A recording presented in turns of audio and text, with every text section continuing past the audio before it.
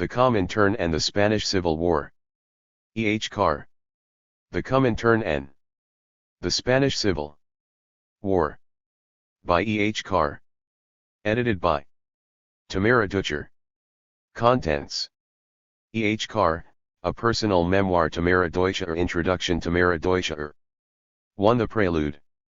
2. The Attack. 3. The Non-Intervention Committee. 4. Chinks in the Defenses. 5. Calculations of Diplomacy. 6. Democracy of a New Type. 7. The Taste of Defeat. E. H. Carr, A Personal Memoir *. In valedictory speeches, and in one or two obituaries of E. H. Carr, the authors, independently of each other, described him as enigmatic. This struck me, and I asked myself why this very English historian seemed so enigmatic to some of his close professional colleagues. In Britain he became, towards the end of his life, something of a monument to scholarship, recognized, admired, if somewhat grudgingly, and a little neglected. But he knew long years of hostility and even ostracism not only by British academia but also by the establishment as a whole. When I first met him, some 36 years ago, Carr was in the political and academic wilderness and was just embarking on his great history of Sauvs et Russes. It was at that time that the intellectual friendship between him and Isaac Deutscher was formed. At first sight their personal amity might seem puzzling. On one side, a self-educated former member of the Polish Communist Party, Marxist by conviction, Jewish by origin, who was a refugee from Hitler and Stalin stranded in London, and, on the other side, an English historian who was an unmistakable product of Cambridge, a former member of the Foreign Office, schooled in a diplomatic service famous as a bastion of British traditionalism. But they were both under attack, and both were debarred from academic posts. They were also both engaged in the study of the Soviet Union, albeit from two quite different angles, one a historian of institutions and policies, increasingly under Marxist influence, the other an unrepentant Marxist, analyzing movements and ideas, surveying a society in turmoil torn by ideological battles. The enigma of that friendship, and of the personality of Carr himself, becomes perhaps less perplexing once one understands the degree to which Carr was in the British tradition and yet was not quite of it, the extent to which he was an intellectual expatriate from the world of diplomacy, a rebel against his own tradition, criticizing it, as it were, from within. When the two men first got to know each other, the Cold War was just closing in. Carr had the reputation of having been an appeaser before the war, and then a fellow traveler during or after it, a stigma that was, of course, a politically much more serious one at the time. It was true that, carried away by indignation against the injustices and stupidities of the Versailles settlement, he had seen Germany for too long, as nothing but a defenseless victim of that settlement, and had tended to view Hitler as a run-of-the-mill statesman in revolt against it. His diplomatic training predisposed him to concentrate his attention on the state rather than to observe society, and he did not perceive the degree to which German society became degraded and corrupted by fascism. Not until 1938 did he become alerted to the dangers which Hitler's ideology and militarism presented to Europe and the world. Too much of a realist not to be aware that British antagonism to both Germany and Russia was untenable, he then turned his eyes towards the Soviet Union, which had already aroused his interest in the early 1920s. The spectacle of the Stalinist purges of 1936 to 1938 may have been revolting to him, but it became somewhat blurred by the undoubted economic achievements of the USSR and by the five-year plans which seemed to deal so effectively with the anarchy of capitalism in crisis in the West. With Russian entry into the war, the might of the Red Army could not but impress and inspire the admiration of the ex-diplomat who still remembered the sorry sight of Russia on the morrow of the First World War. Now the Soviet Union was, and would remain, an ally whose blemishes could be disregarded or excused. It was respectable to discount these while the brunt of the fighting was borne by the Russian armies in the east. But when the ceasefire sounded and our gallant ally became the villain of the peace, those who opposed the reversal of alliances were derided as fellow travelers, and as the Cold War intensified, this label became more and more damaging. Hence the isolation in which Carr started on his immense work on the USSR in these years. Outside the charmed circle. What eventually turned the young diplomat into the famous historian of the Soviet Union? The origins of his interest in the outcome of the October Revolution went back to his early days in the Foreign Office, for, according to his own account, it was the revolution which decisively gave him a sense of history. By a lucky hunch, and also from his asperity de contradicción, he was one of those exceptional British diplomats who right from the beginning did not think the Petersburg upheaval was a flash in the pan, but believed that the Bolsheviks had come to stay. He regarded the Western reaction to this prospect as, I quote from an unpublished autobiographical memoir, narrow, blind, and stupid. I had some vague impression of the revolutionary views of Lenin and Trotsky, but knew nothing of Marxism. I had probably never heard of Marx. It was, however, 19th-century Russian literature which presented him with an ideological challenge at this time. Reading Dostoevsky, Herzen, and others, he perceived for the first time that the liberal moralistic ideology in which I had been brought up was not, as I had always assumed, an absolute taken for granted by the modern world, but was sharply and convincingly attacked by very intelligent people living outside the charmed circle, who looked at the world through very different eyes. This left me in a very confused state of mind. I reacted more and more sharply against the Western ideology, but still from a point somehow within it. This consciousness of belonging to the charmed circle, yet seeing the world through different eyes, of being at once part of it and rebelling against it, increased the sense of isolation which had pursued Carr since his youth. He was, as he used to say, a clever boy and never doubted his ability to come out top of the class. But boys who always come top of the class aren't very popular with their schoolmates. This may have been one of the causes of a certain sense of isolation. I think I never lost the sense of not fitting easily into my environment, he confessed.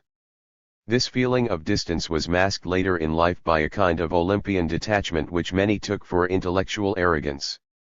I met Carr in 1946 or 1947.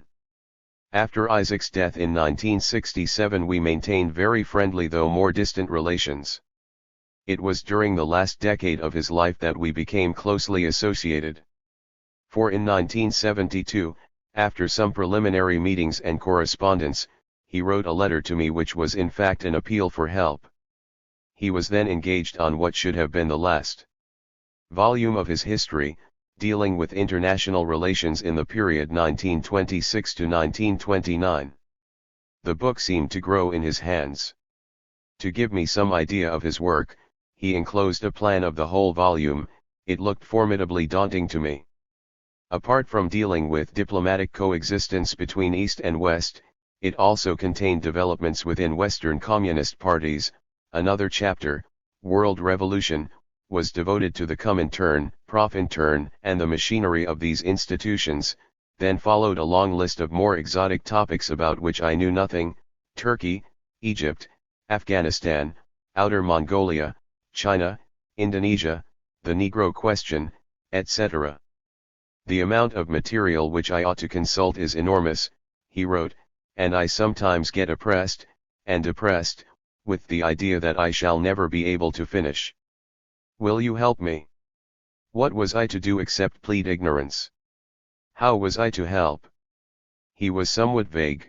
I won't attempt to define exactly what I need because I need whatever you can give me, searching for material in the British Museum, in the LSE, perhaps in the university library here which has a few things. Then, to be more persuasive, the letter resorted to an outsized dose of flattery. We should be meeting and talking over my drafts and criticizing and correcting them. It would be a relief to have somebody to consult, and feel I was not working entirely alone. Nobody could do this for me except you. More convincing were his other arguments. It was true that the job I had left a few months before was silly and boring, and searching for material and discussing his drafts would be immeasurably more stimulating. I know that you also found your previous job tiring. With me you could at least be able to work as much or as little as you wanted, and when you wanted, there would be no timetable. All this was, of course, extremely attractive, though ill-defined. The letter was also a very moving one. Now that I've summoned up courage, I'm impatient for an answer, but only if it's the right one. There was something appealing in the suggestion of helplessness in a man who loomed so large as a power on the international intellectual horizon. I am so anxious about the future of my work.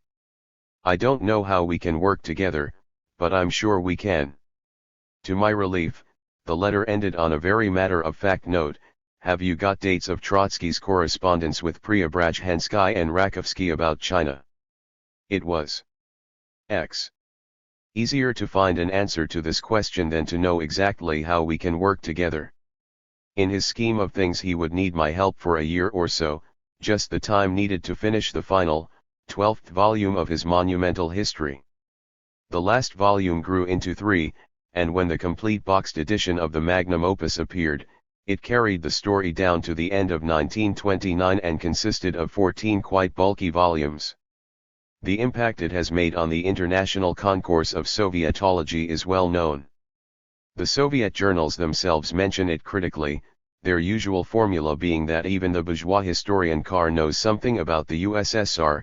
The Chinese straight away bought 40 copies of the whole set. Long before the celebratory lunch given by the publisher on the occasion of the completion of this immense work, various files on Carr's desk contained random notes on his future labors. "Well," he said to me, "you see, I have to keep myself occupied."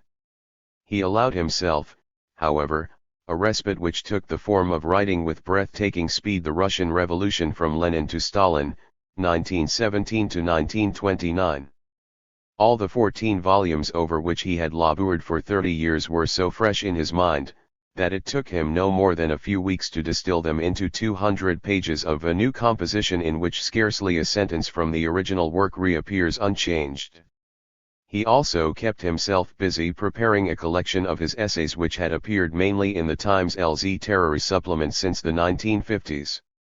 These preoccupations he termed somewhat frivolous, a word which he liked very much and which denoted for him something light-hearted and pleasurable. Simultaneously, he was giving more and more attention to the material which went into the making of the Twilight of Comintern. Working with Carr. Now, 5 or 6 books and 10 years later, I still recall the bewilderment and uncertainty with which at first I faced the vague prospect of working together. As it wouldn't be fair that I should always travel to him, he proposed fortnightly meetings of 2 days alternately in his home and in mine. I was wondering how uncomfortable at his age he might feel in my by his standards somewhat bohemian, unstaffed, and unregulated household. It was amazing how easily he adapted to minor disturbances to which he was not accustomed. Even a major catastrophe like a leaking ceiling in his bedroom during a night of torrential rain did not seem to affect his capacity for work next morning.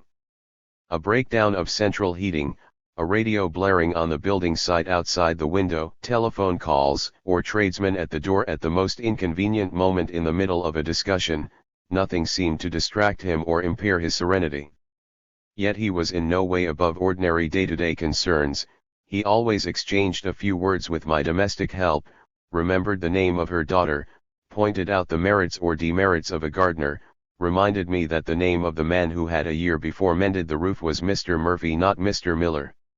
He was intensely interested in the doings, public and private, of my friends, especially the much younger ones, and even of their children. Ensconced in his favorite armchair, with a great number of little notes spread on the floor and coffee tables around him, he would go on writing quickly and fluently, undisturbed by interruptions and outside noises. His method of work presented some difficulties for me. His very first draft of any chapter was barely 10 pages long. "This is what I know," he would say. Then started the process of filling the gaps.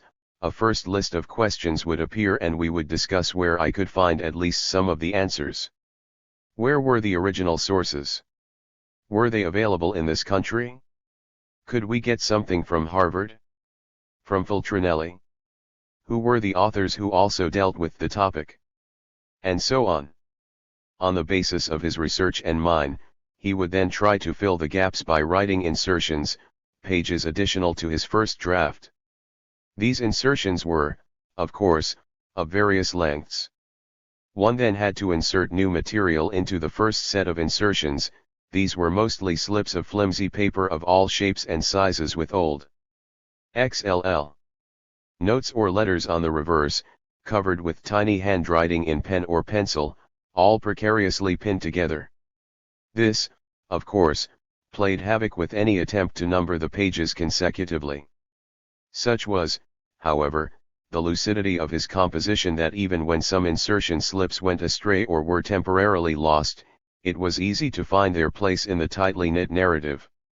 In this way, the initial draft of 10 pages or so would grow into a considerable text, perhaps 10 times the original length.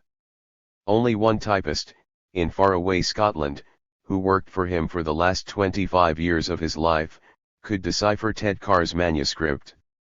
The typed text would be returned to us for further revision. There were, of course, more gaps to be filled, more questions to be answered, and more insertions pinned on. What also made my task a complicated one was his incredible ability to work on different parts of the book simultaneously. Just when I was trying to grapple with what was supposed to be CHN Tusio's reports to the Central Committee of the Chinese Party in the summer of 1926, a note would arrive from Cambridge. Carr had just found that he did not have enough details about the reaction of certain Italians to the expulsion of Tosca from the PCI in 1929. At such moments I was glad indeed that, as he had said in his original letter, he could no longer work long hours or very fast. All these were, however, difficulties of a technical character and could be overcome with a little flexibility on both sides. Not so technical were the difficulties which stemmed from our different approaches to historiography. Brought up in quite a different school in these matters, I was somewhat impatient with what I saw as his excessive preoccupation with constitutions, resolutions, formal programs, official pronouncements, and so on. I thought that as these were typically all more honored in the breach than observed in practice, it was not essential to pay so much attention to them. It seemed to me that he was attaching too much weight to the letter and perhaps not enough to the spirit of his documentation. He would listen to my objections with patience, benevolence, and an indulgent smile. Since he was addicted to the minutiae of precision and accuracy, the words are his, he would challenge me to substantiate my objections. But we both knew that the spirit is always by its nature so much more difficult to document. He would want me to produce a quotable proof of XLLL. Something as elusive as a ferment of ideas or a malaise permeating one or another communist party. But while it was a simple matter to read diligently through sets of Humanite or Pravda and make copious notes from them, it was not so simple to ascertain the state of mind of those former contributors to them, writers or party activists whose names at some point disappeared from their pages. It was one thing to summarize the substance of the speeches made at party congresses, and quite another to attempt to convey the mood of those who were expelled or debarred. True, there was usually a certain amount of political literature produced by a variety of oppositions, but it was normally not abundant nor easy to come by. The subversive ideas of a minority, especially of a defeated minority, are never as well documented as those of a victorious establishment. To do full justice to these ideas required imagination and empathy. Such were the few small difficulties of working with Carr. Immeasurably greater, however, was the satisfaction, the intellectual excitement and enrichment, that I derived from our essentially harmonious cooperation. When in my home we would stop work at about 6. While I would still be ruminating, in the kitchen, over Stalin's letter to Proletarskia Revolutsiya or the dullness of a speech by Kosinin, Carr would be resting. After supper we would listen to music, which was for him the best form of relaxation. He would choose a record, nearly always Beethoven, Mozart, or Schubert. Although he never played an instrument himself, he was knowledgeable about music and had an amazing memory for it. He was delighted when the BBC invited him to be a guest on its record program Man of Action. This was a pleasurably frivolous distraction. In the evenings we hardly ever discussed problems of current work. Political topics of the day were not too welcome either, though they were not barred. What was barred were all fundamental philosophical discussions. He had a horror of the kind of long debates to which so many of his 19th-century Slavonic heroes were conspicuously addicted. He had, he said, a very long time ago settled in his own mind, once and for all, the problems of absolutes, of basic principles, of morality and conscience, of human nature, and of the meaning of life. Any kind of philosophical terminology jarred on him, and he would quickly put away in the farthest corner of the room any book which smacked to him of such jargon. With humility, he never tired of 14.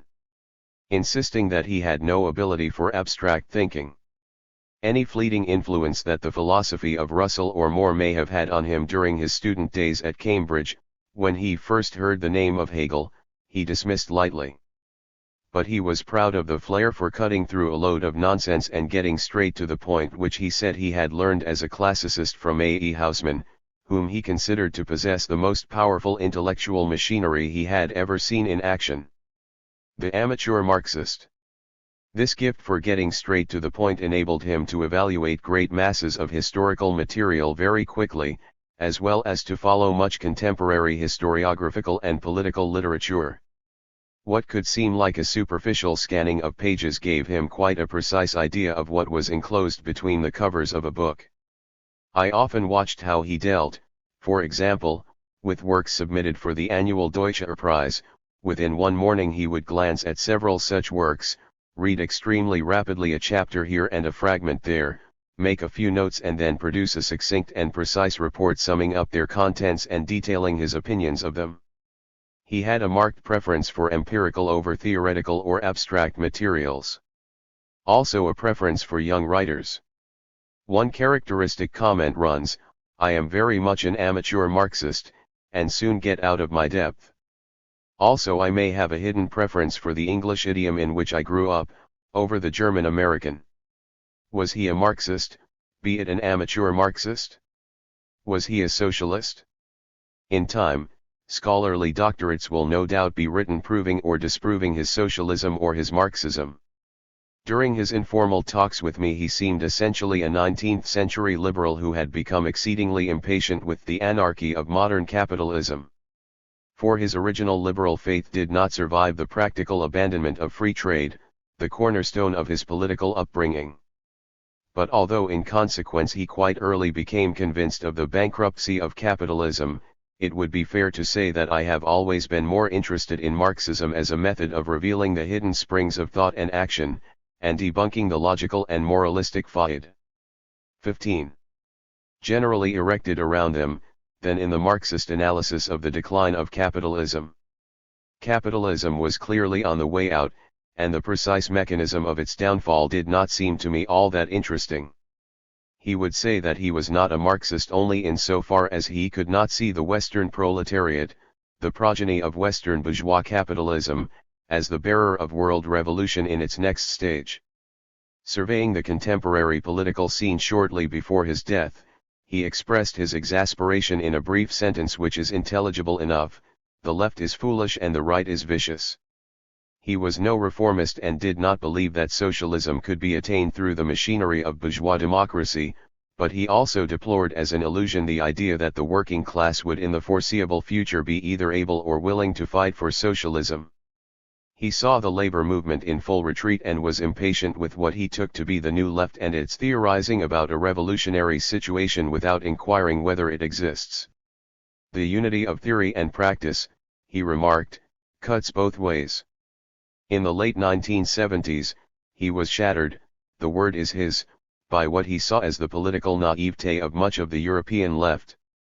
Eurocommunism was to him a doctrine which had no leg to stand on, but was making its own contribution to the outbreak of the new Cold War. So, to his mind, was any excessive or uncritical preoccupation with the Soviet dissidents. On this he expressed himself with unusual sharpness in a letter: "What can one think of Eurocommunists who have produced no program of their own, but are prepared at the drop of a hat to rub shoulders with declared counter-revolutionaries and cold warriors? This must be meat and drink to hardliners in the Kremlin. Back to the United Front from Trotsky to Chamberlain? At least Trotsky never did that. Where are we going? There are too many warmongers around the world at present for comfort. Cannot the new left go back to nuclear disarmament? Also perhaps a bit naive, but healthier. This kind of outburst was, however, very rare, and I suspect that it may have been brought on by a general irritation with the difficulties of his daily life and his sense of failing strength. It's depressing to reflect how much more quickly, and with how much less effort I used to work this was becoming now, when he was well into his 9th decade, an oft-repeated refrain. He was pain. XVL. Fully aware that he had no more than a few years in front of him, and he was very anxious about the future of his work. As time went on, remembrance of things past loomed larger and larger in our evening conversations. But unlike many old men, he was not diffuseless, caerulus, laudator temporis acti. Nor was he a critic or censor of the new generation. On the contrary, he was attracted by the young and felt at ease with those 50 or 60 years his juniors. He was enthusiastic about the admission of women to his college, a measure long overdue in his judgment. Unlike some of his academic colleagues, and unlike the stewards, porters, and waiters of the college, he was not at all shocked by the appearance of the long-haired young fellows and dons in jeans and shirt-sleeves at the high table. He thought the young were neither more nor less moral or serious than they had been in his days, and all bemoaning of our permissive society he treated as nothing but cant. In his reminiscences he used to go back to his pre-1914 past. His very short and cramped autobiographical sketch, written less than a year ago, begins thus: security is the first word which occurs to me if I look back on my youth, security, in a sense scarcely imaginable since 1914. That year was the end of an epoch. Since then Europe and the world have been plunged into a turmoil which to him was becoming increasingly frightening. Yet he fought against any mood of pessimism and gloom, and did not share any apocalyptic vision of the future. The remnants of his 19th-century liberal optimism were still with him, and continued to nourish utopian longings. Yes, the man so often described as a realpolitik or par excellence had his utopia.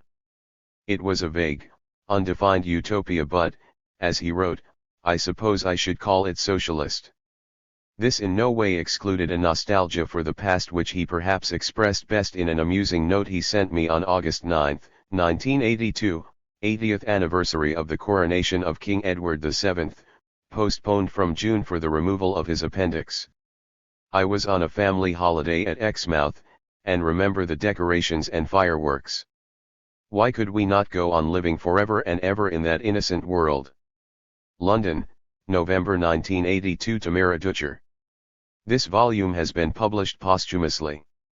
When E. H. Carr died, on November 3, 1982, at the age of 90, he left the manuscript practically finished, though not quite ready for the printer. To those familiar with E. H. Carr's monumental history and his other work, it will come as no surprise to learn that the author intended to carry the story of the relations between the Comintern and most, if not all, of its sections right through to 1943, the year of its final dissolution. He had prepared a great deal of material on this. For a time he even thought of devoting his labors to the history of the war years as well as the immediate post-war period. This was to follow the twilight of Comintern, 1930 to 1935, which appeared in December 1982, and of which the author had the satisfaction of seeing the first available advance copy. The twilight of Comintern ends with the year 1935 and the Seventh Congress called, after considerable delay, 7 years after the previous one in 1928. Although the Seventh Congress elected an executive committee charged with the preparation of the next gathering at some future date, in fact it was the last. The Eighth Congress never took place. Thus the institution originally designed as the general staff of the future world revolution faded out when the proletariat was facing the mortal danger of counter-revolution throughout Europe. Towards the end of the 9th decade of his long and productive life, E. H. Carr felt somewhat overwhelmed by the magnitude of the task he had set himself. He found it increasingly difficult to scrutinize with his usual punctiliousness the wealth of documentary material available for this, the most stormy period of contemporary history, and became more and more painfully aware that he might be obliged to limit the scope of his research and writing. Initially, the story of the Comintern and the Spanish Civil War was to form only one chapter of the immense oeuvre, but sometime in 1981 he decided, reluctantly, to concentrate his waning strength on this fragment of history. What reconciled him to the change of plan was the recognition that the Spanish Civil War deserved more detailed treatment, as both the dress rehearsal. A2. XVLLL Introduction. 4 and the prelude to the approaching great contest. He was swayed, too, by the availability of new material, mainly the publication of Palmiro Togliatti's confidential reports sent from Spain to the headquarters of the Communist International in Moscow. But it is not any new documentation which makes this book an invaluable addition to the existing literature on the Spanish Civil War and the Comintern. Its great merit is that the author provides us with a new perspective on the complexity of the motives which lay behind Stalin's policy and on the intricate relationship of forces in Europe of that period. The historian of the Soviet regime demonstrates, with his usual lucidity, how it came about that Moscow's attitude to Spain was dictated less and less by the raison de la Revolution and more by the Soviet raison d'etat. In the previous volume Carr dealt with the twilight of Comintern. In this, he shows how completely and irreversibly in this twilight world, substance melted into shadow. And the shadow was ominous. Together with genuine military instructors and advisors, Stalin dispatched to Spain also the agents of his political police, and exported the internecine struggle from Moscow to war-torn Madrid, Barcelona, and Valencia. Carr was not only the historian of the Russian Revolution, he was also an exceptionally astute analyst of the policies of Western democracies. His years in the corridors of diplomacy and his cool detachment allowed him to see with extraordinary clarity the extent to which, behind all the diplomatic maneuverings, there loomed the old ideological antagonism. To France and Britain, Stalin remained the fomenter of revolution, no matter how moderate, democratic, and patriotic his popular front slogans were. To some European socialists, he looked more and more like a gravedigger of the revolution. To Stalin, the policy of appeasement which culminated in the Munich Agreement seemed due not to the short-sightedness or weakness of Western governments, but to their inveterate fear of communism, and, he suspected, to the wish to deflect the might of the Axis onto the East. Carr, with his sharp mind and what he sometimes referred to as his flair for cutting through a load of nonsense, exposes the hollowness of the moral indignation at fascist aggression expressed by politicians in Paris and London, and at the Geneva conventicles. Their inactivity dressed up as a high-sounding 19th principle of non-intervention degenerated into cruel farce and, in fact, left defenseless Spain to fight alone the first battle of the Second World War. The most intractable material is here woven into a narrative even more close-textured than in the author's previous books. Had he lived longer, he would have revised it and reworked it further. He wrote with a sense of swiftly passing time, and this underlying haste seems to heighten the intensity of the story as it moves to its tragic conclusion, and conveys all the more poignantly the magnitude of the disaster which befell Spain, and Europe. Carr was generous in acknowledging, in the prefaces to his successive volumes, his indebtedness to many scholars, institutions, and friends who helped him in his labors. It is a matter of pride that he entrusted the final editing of the manuscript to me. He rightly foresaw that in this the cooperation of Jonathan Haslam, who had assisted him throughout the writing of this volume, would prove invaluable. He had also encouraged me to take advantage of the knowledge and experience of Professor R.W. Davies, the co-author of the first 2 volumes of Foundations of a Planned Economy. I should like to express my gratitude to both scholars, without whose help and expertise my task would have been more difficult. My personal thanks go to Mr. John H. Carr for his trust, support, and affection. London, June 1983. Tamara Dutcher. Chapter 1. The Prelude. The Spanish Communist Party greeted the decisions of the 7th Congress of Comintern with unalloyed enthusiasm. 1. The change of line at the Congress, which had not only enjoined cooperation between communists and socialists in a united front, but had envisaged a broad popular anti-fascist alliance, gave it the first opportunity to enter effectively the troubled arena of Spanish politics. Its eagerness to contribute to the consolidation of the anti-fascist Popular Front in its broadest form was demonstrated by its participation on October 20, 1935, in a public meeting organized by the Left Republican Party and addressed by its leader, Azia. 2. The strength of the anarchist trade union federation made it everywhere a formidable rival of the socialist UGT. In some areas, notably in Catalonia and Aragon, the CNT and its political wing dominated the forces of the left.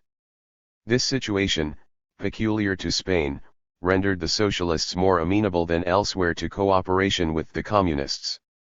Unfortunately, however, advances from the PCE had the effect of aggravating vociferous tendencies in the Spanish Socialist Workers' Party, which ever since 1931 had wrestled unsuccessfully with the problem of whether to support, or to denounce, the bourgeois republic.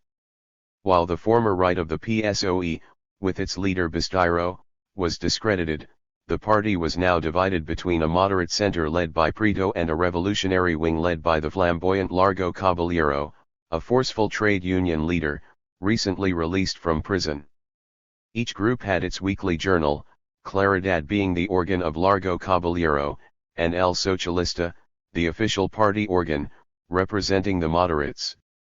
The two groups, already at odds on. 2. The Comintern and the Spanish Civil War. Questions of social policy, split decisively on the specific issue of the Popular Front, which in the broad form proposed by the PCE appealed to neither group, Prieto desiring a coalition with the bourgeois radical Republicans to the exclusion of the PCE, and Largo Caballero a workers' united front of the PSOE and the PCE, free from any taint of an alliance with the bourgeoisie. On October 23, 1935, the Central Committee of the PCE addressed an open letter to Claridad which went far to accept Largo Caballero's program. It called for trade union unity through the incorporation of the communist CGTU in the socialist UGT, for the formation of an anti-fascist popular bloc on the basis of the Proletarian United Front, and for the organic political unity of the proletariat, implying full independence vis-à-vis the bourgeoisie, and a complete breakup of the social democratic bloc with the bourgeoisie. The letter ended by citing the principle of democratic centralism and the example of the Russian Bolsheviks. 3. Largo Caballero's rejection of cooperation with bourgeois radical Republicans, and the apparent readiness of the PCE to fall in with his views, not only aggravated the divisions in the PSOE, but threatened the whole conception of a broad popular anti-fascist front. It caused bewilderment and anxiety in Comintern. Early in November 1935, Duclos, the PCF leader who had previously worked as Comintern delegate in Spain, was dispatched to Madrid in an attempt to clear up this hitch in the policy of the Popular Front. Largo Caballero was both vain and stubborn. Having occupied himself in prison with reading the works of Marx and Lenin, he saw himself as the great leader of the Spanish Revolution, and did not respond favorably to discouraging signals from Moscow. After 3 days of arduous discussion between him and Duclos, some sort of agreement seems to have been patched up, and Duclos returned to Paris, and thence to Moscow, to report. 6. Such restraint as was shown by Largo Caballero in subsequent proceedings was probably due not so much to the persuasive arguments of Duclos as to the hard fact that, while the Communists were responsible for the slogan of the Popular Front, and Largo Caballero for its most resounding oratory, the voting strength of the PSOE in most parts of Spain remained predominantly on the side of Prieto and the moderates. To organize the Popular Front for the electoral struggle was now an urgent task. The Cortes, having failed to give their confidence to any workable government, were dissolved early in January 1936, and new elections announced for February 16. On January 15 agreement was reached between left Republicans, the PSOE, the PCE, and apparently some anarchists, on a program which constituted the electoral platform of the front. It called for the release of political prisoners, and the reinstatement of those who had been removed from their posts by the fascist regime after the Rising of October 1934, for financial and fiscal reforms, and for the reform of the judiciary. Perhaps the most remarkable feature of the program was the absence of any serious social and economic demands. Agitation for the taking over of the land by peasants and of factories by the workers was actively pursued by the left and supported by the UGT and its land workers section. But this was not reflected or encouraged in the program of the Popular Front. In terms of the heated controversies of the day, it was a mild and anodyne document, evidently designed to rally a wide coalition of divergent interests and sectors of opinion, united only in their commitment to the Republic and to some form of democratic government. 7 But for the moment it served its purpose. Glaz's pre-election speeches, tactfully addressed to workers and anti-fascist comrades, were an impassioned plea for the Popular Front and the defense of Spanish democracy. 8 The elections to the Cortes on February 16, 1936, were a victory for the Popular Front, with 278 deputies, including 88 socialists and 16 communists.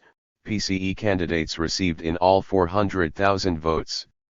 The anarchists, true to their principles, put forward no candidates of their own. But some anarchists appear to have voted for Popular Front candidates. The center parties, with only 67 deputies, were the heaviest losers.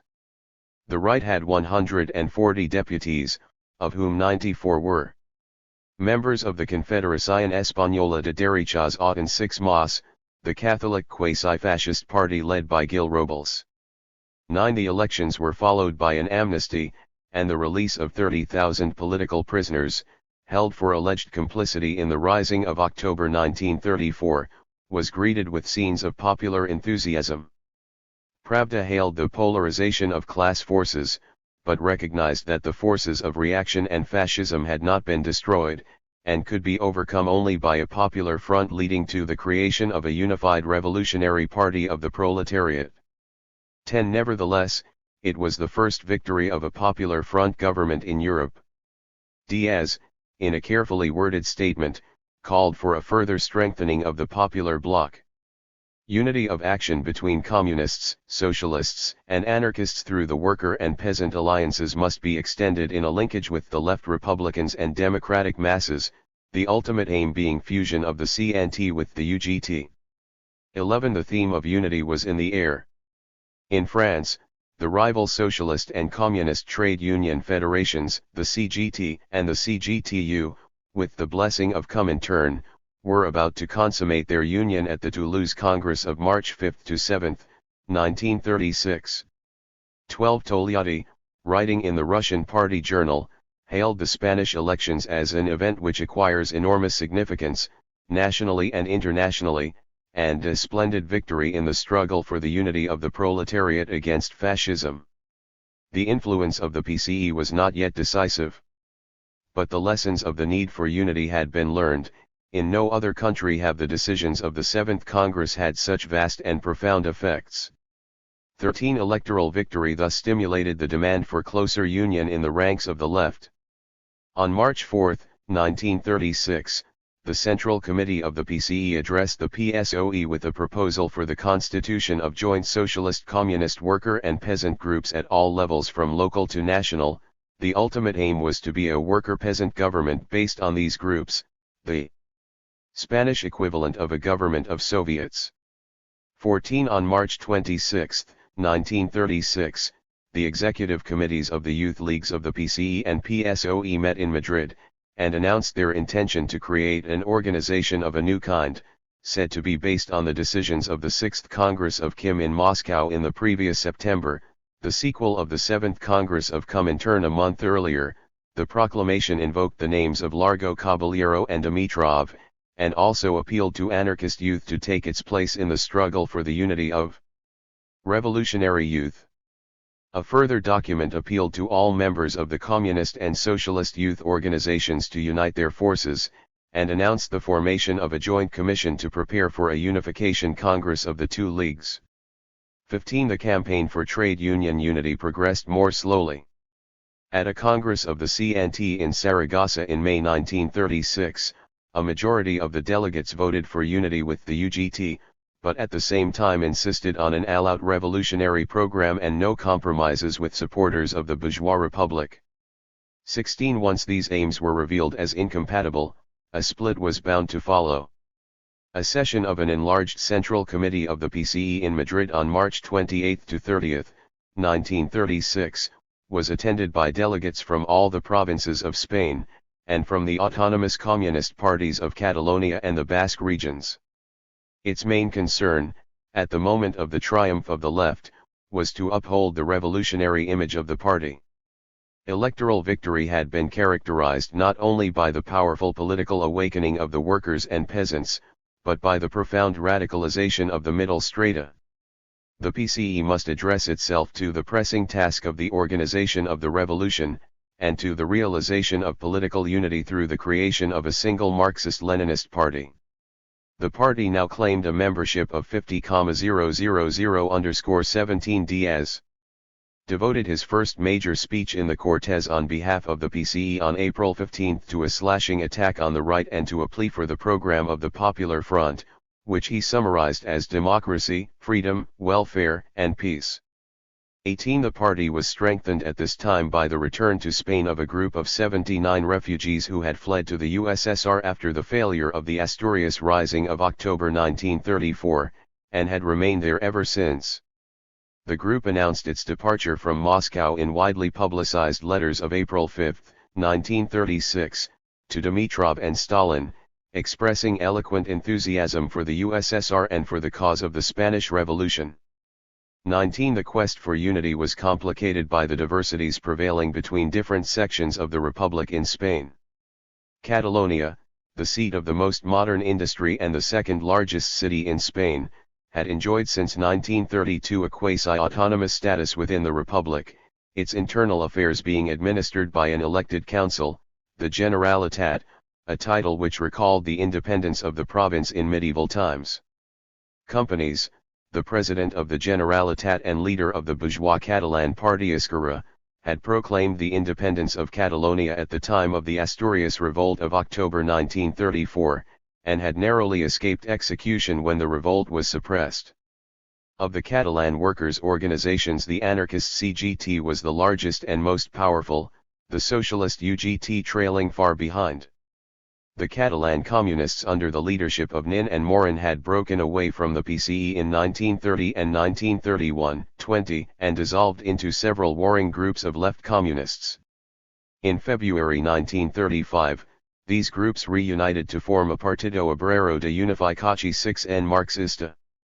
The membership of POUM did not exceed a few thousand.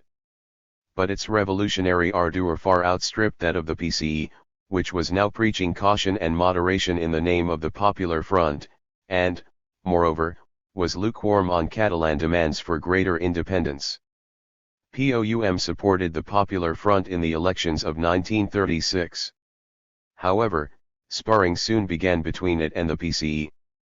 La Batalla, the organ of POUM, attacked the fundamentally false position of the working class parties in supporting the bourgeois government, and raised the banner of Red Revolution and Spanish Soviets.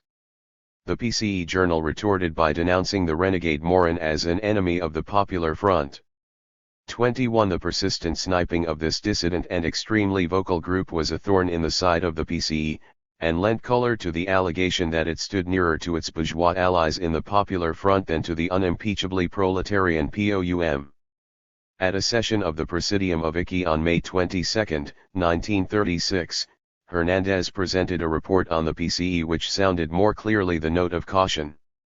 The aim of the party was to ensure the complete victory of democratic and revolutionary forces over fascism and counter-revolution, and massive support for the Popular Front was to be sought in the workers' and peasants' alliances. The PCE loyally supports the left Republican government, but without renouncing the right of criticism or of the pursuit of its own independent policy. It stood for trade union unity, and for a rapprochement with the anarchist CNT, and eventually for union with the PSOE and the creation of one revolutionary party of the Spanish proletariat. It decisively rejected the provocative burning down of churches and monasteries, since such acts only go to help counter-revolution. Dimitrov, intervening in the debate, tilted the balance still further in favor of caution. He praised the PCE for its critical attitude to the leftist slogans of the left socialists headed by Largo Caballero, who proposed to begin immediately the struggle for a socialist republic. The present task was to carry the bourgeois democratic revolution to its conclusion.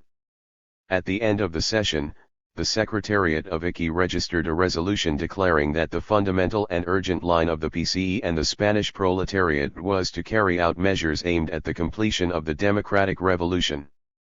It approved the efforts of the PCE to come to terms with social democratic and anarcho-syndicalist workers, and to seek methods of approach to the Catholic masses. It added that the question of the participation of communists in a Popular Front government would be decided in accordance with the interests of the Popular Front in the struggle against fascism and counter-revolution. 22. The question which had been decided in the negative for the PCF was left open for the PCE. These hesitations no doubt reflected divided councils in the Comintern hierarchy. A Congress of the PCE was projected for the summer of 1936, but, owing to the outbreak of the Civil War, never took place. 23. The mood of euphoria induced in the Spanish left by the electoral victory of the Popular Front, and faith in the rising tide of revolution, were profoundly illusory. A minor reshuffle of governmental posts took place. Azana, the leader of the so-called Republican left, had formed a government after the elections. In May he replaced Alcala Zamora as President of the Republic, and was succeeded as Prime Minister by one of his followers, the colorless Casares Quiroga, the left wing of the PSOE having vetoed the appointment of Prieto. In essence, nothing had changed.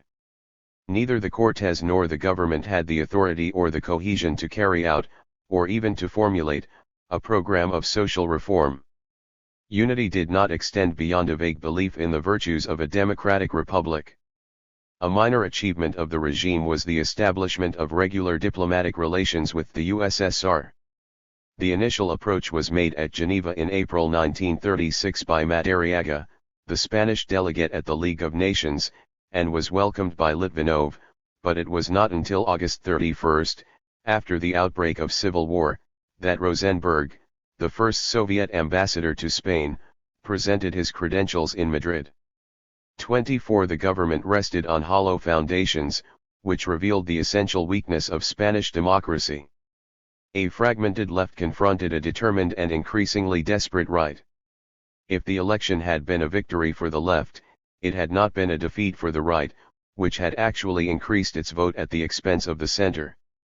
In spite of gestures of a desire for unity between leaders, the loyalty of the workers was divided between the socialist and anarchist trade union federations. Fisticuffs, and sometimes shooting, marked bitter mutual animosities between their members. Largo Caballero toured the country making revolutionary speeches, though the applause of the PCE for his efforts was tempered by jealousy of his ambition to appear as the charismatic leader of the revolution, and by the restraint imposed by Codovilla, in the name of Comintern, on exhibitions of revolutionary ardor. Largo Caballero's fiery eloquence frightened the moderates in the PSOE, as well as the bourgeois radical supporters of the Popular Front, and provided the right with the provocation it needed. The role of the PCE scarcely counted. For a few weeks the army and the politicians of the right, CETA and the Phalange, hesitated to move. The prospect of establishing an authoritarian regime by constitutional means still restrained them from more extreme measures. But, as the sultry Spanish summer set in, it was clear that these inhibitions would not last, and that the storm was about to break. Chapter 2. The Attack. It began on July 17 to 18, 1936, when the army garrisons in Spanish Morocco proclaimed a revolt against the Republican government. Their example was quickly followed in most garrison towns of southern and western Spain. The suddenness of the outbreak, the rapidity with which it spread from one place to another, and the ease with which resistance to it was overwhelmed, suggested a movement which had been expected and desired and planned by a large number of people for some time. On July 19, General Franco arrived in Morocco from the Canary Islands, where he had been posted by the government to keep him out of the way, placed himself at the head of the rebellion, and announced his intention to constitute an alternative Spanish government.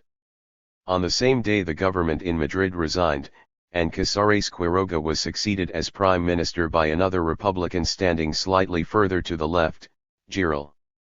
On the first news of the uprising, on July 18, 1936, the PCE newspaper Mundo Obrero published a call to workers and anti-fascists to rally to the defense of the Republic against criminal attacks. And this was followed by an appeal over the Madrid radio by Dolores Ibarruri, addressed to workers, anti-fascists, working people, as well as to the peoples of Catalonia, the Basque region, Galicia, and all Spaniards, to rise in defense of popular liberty and the democratic achievements of the people. The dominant personality and impassioned eloquence of this remarkable woman, known everywhere as La Pasionaria, remained throughout the Civil War an asset of the Republican, and specifically the Communist, cause. The battle lines between rebel-held, or nationalist, territory and Republican territory held by the government were quickly drawn. The last desperate act of the outgoing government had been the distribution of arms from army depots and barracks to workers' militias. These unique military detachments, recruited by the trades unions and left political parties on a voluntary basis, made up in revolutionary enthusiasm for what they lacked in military training and discipline.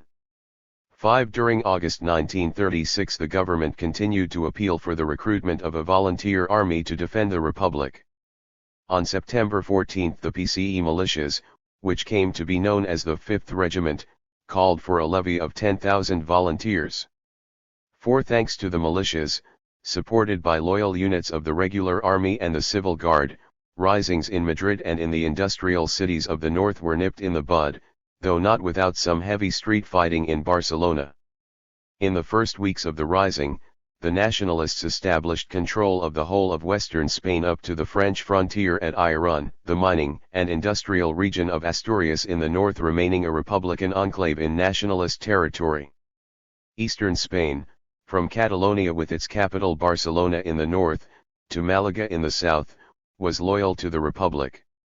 The area around Madrid formed a broad promontory projecting into nationalist territory, which threatened it from three sides. A shifting frontier was manned, not very effectively, by both armies. Gains and losses were registered, but direct engagements were comparatively few. The main industrial regions, with the two largest cities, remained in Republican hands, and that division was significant of the social rift which lay at the root of the conflict. The traditional ruling classes of Spain, long apprehensive of the slide in Spanish politics towards the left, combined with the upper strata of the rising bourgeoisie to form a new right, which looked to Franco as its savior. The democratic Republicans and the workers were determined to resist any attempt to whittle away the gains which they had won, and those which they still hoped to win, from a democratically elected government. The cause of the left was weakened both by the lack of cohesion between workers and bourgeois Republicans and by the deep split in the ranks of the workers between socialists and anarchists. But the challenge from Franco imparted to the Popular Front a revolutionary fervour which it had hitherto lacked, and which still further alarmed the nationalist right. These divisions accounted for the extreme bitterness and savagery with which the war was conducted from the outset. In nationalist territory, workers and peasants who resisted or wavered were intimidated by military tribunals and mass executions. In government territory, the Catholic Church, always a bulwark of reaction in Spanish politics, became a popular target of attack.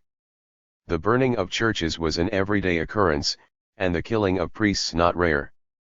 These atrocities were a regular feature of the propaganda of the right, especially in foreign countries. The Spanish Civil War became an international issue. Franco's Manifesto of Las Palmas, broadcast at dawn on July 18, 1936, may not have attracted much attention in Paris or in London, but it must have been heard with satisfaction in Berlin and Rome. Franco called on all those who felt a sacred love for Spain to rescue her from anarchy fomented by government-appointed authorities and revolutionary hordes obeying orders from foreign elements. He pointed his finger directly at Soviet agents who exploited the unheeding spirit of the masses. A few days later he appealed urgently to Mussolini and then to Hitler for military aid, especially for aeroplanes and flying officers, since the weak Spanish Air Force, unlike the army, had remained solidly on the side of the government. Mussolini, already intoxicated by his success in Abyssinia, eagerly seized on the opportunity to advance his project of making the Mediterranean an Italian sea. Hitler, though less directly concerned, enjoyed the prospect of weakening and embarrassing France, and creating a fascist state in Western Europe. Both complied with Franco's request. Within a few days aeroplanes, military supplies, and technical personnel were reaching Spain in significant numbers. At a later stage, units of the Italian army, in the guise of volunteers, appeared on the scene. But the Italian aid always exceeded the German, in quantity if not in quality. No German ground forces were engaged in Spain. While Franco looked for help from Rome and Berlin, Giraud turned to Paris. A telephone call to Blum on July 20, 1936, asking for help in obtaining arms and aeroplanes from France, elicited a sympathetic reply. 6 and the PCE appealed desperately to the PCF. 7 left-wing opinion in the Western countries had been immediately vociferous in support of the Republic. On July 21, 1936, the Committee Against War and Fascism in Paris sent telegrams of sympathy to Azia and Giraud, and issued an appeal for help to all friends of freedom and peace. 2 days later, the leaders of the Second International and Amsterdam International, in joint session in Brussels, called on all democratic countries to aid the Spanish workers and peasants in their struggle for democracy and for the Republic. 9 The response of the Western Communist parties showed an eagerness to fit the campaign for the defense of the Spanish Republic into the framework of the Popular Front. Thérèse, in a speech of July 25, 1936, at Amiens on the tasks and achievements of the Popular Front, added that our thoughts and our hearts are with the Spanish Republicans and their government, with those who are facing with courage the assault of the fascists, and a week later in Paris he insisted that the Spanish government was a legal government based on a parliamentary majority and on respect for property, that it was a calumny to allege that the struggle is for communism, for the dictatorship of the proletariat, and that the issue was the defense of the Republican Constitution. 10 In Britain Pollitt spoke in the same vein. The struggle had been forced on the Spanish people in the attempt to restore feudal, monarchist and clerical reactionaries to power. The Spanish people were not fighting to establish Soviets or the proletarian dictatorship, but to maintain democracy. Internationally, Spain had been selected by the fascist aggressors to strike the first blow in a new fascist offensive. Pollitt ended by calling on the British national government to come to the aid of the elected People's Government of Spain, by demanding the immediate mobilization of the forces and powers at the disposal of the League of Nations, and by proposing a joint appeal to the national government with the Labour Party, the TUC, and the Cooperative Party to compel it to support the Spanish government. 11 The initial response of the French Popular Front government to Giraud's request was molded by this powerful sentiment of sympathy for the Republic, and in the first days of the Civil War aeroplanes and other arms and munitions were dispatched to Spain. But French opinion was seriously divided. Influential conservative and Catholic circles actively supported Franco. The bogey of communism could still be invoked with effect. 12 Pacifism and fear of involvement in war were strong in the left. British opinion, like French opinion, was divided, though sympathy for the Republican government was not confined to the left. The armaments industry in Britain was not nationalized, and this absolved the British government from any formal decision. It did not interfere with shipments of arms and munitions to Spain, while doing nothing to promote them. The predominantly conservative British government stood, however, well to the right of the French Popular Front, and, when Blum visited London on July 23, Eden is said to have warned him of the dangers of involvement in the supply of arms to the Republicans, and indicated that the British government intended to remain neutral in the Spanish War. And when Blum returned to Paris, he found that right-wing hostility to support for the Spanish left had intensified, and that even among his own ministers, opinion had hardened against involvement in the Spanish conflict. At a meeting of the Council of Ministers on July 25, Dulbos and Daladier came out against aid to Spain, while Kott spoke resolutely in favor of it. Blum hedged.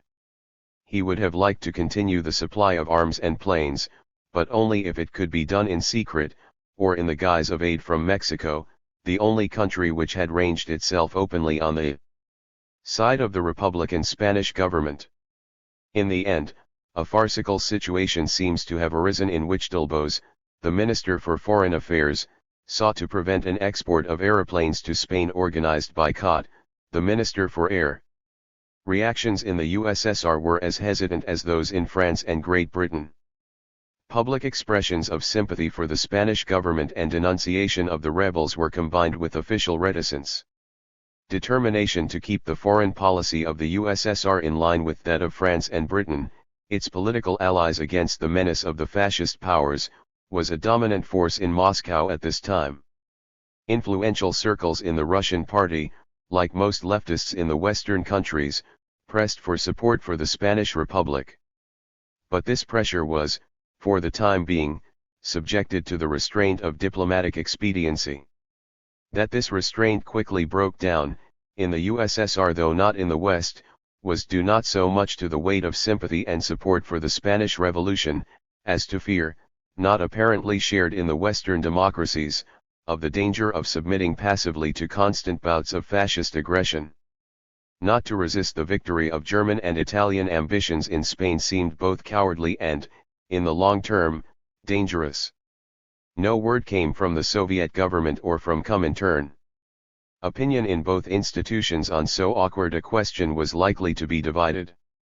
The French military attaché in Moscow, relying doubtless on intelligence sources, reported to Paris on August 13, 1936, that two factions existed in Comintern, a moderate faction, to which Stalin belonged, and which desired to avoid any intervention in order not to provoke a reaction from Germany and Italy, and an extremist faction which considers that the USSR cannot remain neutral and must support the legal government. It is most unlikely that Stalin concerned himself with debates in Comintern. But at this time he evidently shared Litvinov's anxiety to do nothing that might antagonize the French government. The report added that the extremists were liable to be accused of Trotskyism, and that their intransigent attitude might lead to measures of repression, extending for the Russians even to deportation. 14. The impending indictment and trial of Zinoviev and his co-defendants had not yet been announced.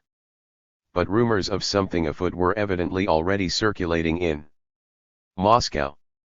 The Spanish crisis could hardly have failed to increase the tension, though it was not mentioned in the proceedings of the Zinoviev-Kamina trial. Articles in the press treated Franco as a tool of aggressive Italian and German fascists. A leading article in Pravda on August 1, 1936, on the theme "Fascism Means War," accused Germany of having provoked the rebellion in Spain, of helping it with arms and money, and of bombarding Spanish ports. But the only decision taken was to give financial aid to the Republicans through the trades unions. 15 collections were at once set afoot in the trades unions, and the columns of Pravda in the first days of August were full of accounts of the generous response. On August 3 a mass demonstration was held in the Red Square in Moscow, at which 120,000 workers listened to an eloquent appeal by Zvernik for aid for the Spanish Republic, and shouted "Down with Franco." 2 days later it was announced that a total of more than 12 million rubles had been raised, and that Zvernik had dispatched the equivalent in francs to Girol for the use of the Spanish government. Why no mention was made of the sending of arms or, indeed, of any other form of aid from the USSR to Spain at this time. Meanwhile, the French government, anxious to extricate itself from its embarrassing situation, conceived the project of securing from the governments concerned a mutual undertaking to refrain from intervention in the Spanish conflict and from the supply of war material to either party. The idea was initially communicated to Britain and Italy on August 1, 1936. The British government enthusiastically approved, and suggested that a similar approach should be made to Portugal, Germany, and the USSR. This was done. On August 5 the Soviet government announced its acceptance in principle of the proposal, and the other governments, after some hesitation, took the same course. The text of a declaration on non-intervention was drafted by the French government, endorsed by the British government on August 15, and submitted to the other prospective signatories. Soviet acceptance took the form of an exchange of notes with the French ambassador in Moscow on August 23. The Soviet government made the proviso that it would put the declaration in force as soon as Germany, Italy, and Portugal had formally acceded to it. This was achieved on the following day. 21 other European countries, some of them not even remotely concerned, acceded later. The French government, by way of demonstrating its good faith, placed an embargo on August 8 on exports of arms and munitions to Spain. The British government followed suit on August 15, the Soviet government on August 28. 18. The non-intervention declaration was tainted with hypocrisy from the outset. Nobody believed that it would be observed, and two, at least, of the signatories had no intention of observing it. Soviet acceptance, in view of the campaign, in the USSR and in communist parties abroad, in support of the Republican government, seemed at first sight a surprising gesture. But the USSR lacked the capacity to send military supplies to Spain on any scale matching that of Germany and Italy. It can hardly have been supposed in Moscow that Germany or Italy would be induced by a diplomatic agreement to suspend the supply of arms to Franco. But, if they violated the agreement, it would be all the easier to discredit them in the eyes of the Western world, and any shipments which might be made from the USSR would be condoned as a measure of retaliation. The main underlying motive, however, was undoubtedly the desire to keep in step with the two Western powers. To reject a proposal made by France, and strongly backed by Britain, would have placed the Soviet government in a position of isolation which it most of all dreaded. Soviet accession to the agreement was explained by Litvinov a month later in his speech to the League of Nations Assembly in Geneva. The Soviet government had not wished to offend a friendly country which was afraid, in the opposite event, of an inter-national conflict. Nevertheless, it considers the principle of neutrality inapplicable to a struggle of rebels against a legal government, and contrary to the rules of international law. 19. On the proposal of the British government, a committee was set up to supervise the execution of the agreement. It met for the first time in London in September, and dragged on for many months in an atmosphere of frustration and unreality. Chapter 3. The Non-Intervention Committee. The successes of the nationalist forces, now within striking, or bombing, distance of Madrid, did nothing to enhance the prestige or the confidence of the Republican government. On September 4, 1936, Giral resigned, and was succeeded as Prime Minister and Minister for War by Largo Caballero, whose undiminished vigor and effervescent oratory had helped to preserve his popularity. The new government marked a swing to the left, but was broadly based. Of 6 members of the PSOE, 2 belonged to its right wing, Largo Caballero's old rival and enemy Prieto, one as Minister of Navy and for Air, and Negrin, as Minister for Finance. Both anarchists and communists were invited to join. The anarchists refused. The PCE, availing itself of the choice left open by the decision of the ICI Secretariat of May 22, 2 decided to accept, and 2 communist ministers entered the government. It was the first example of communist participation in a non-communist government. The nationalist rebellion presented no problems either of ideology or of tactics to the PCE. The broadest possible anti-fascist front was the need of the moment. The party newspaper Mundo Obrero of July 18, 1936, appealed to workers, anti-fascists, to all working people, and ended its call with the slogan "Long live the Democratic Republic." 3. In a crisis of this kind one did not look further ahead. Hernandez, one of the new communist ministers, had already written in a party journal denying that the present workers' movement has for its objective the establishment of a proletarian dictatorship after the revolution is ended.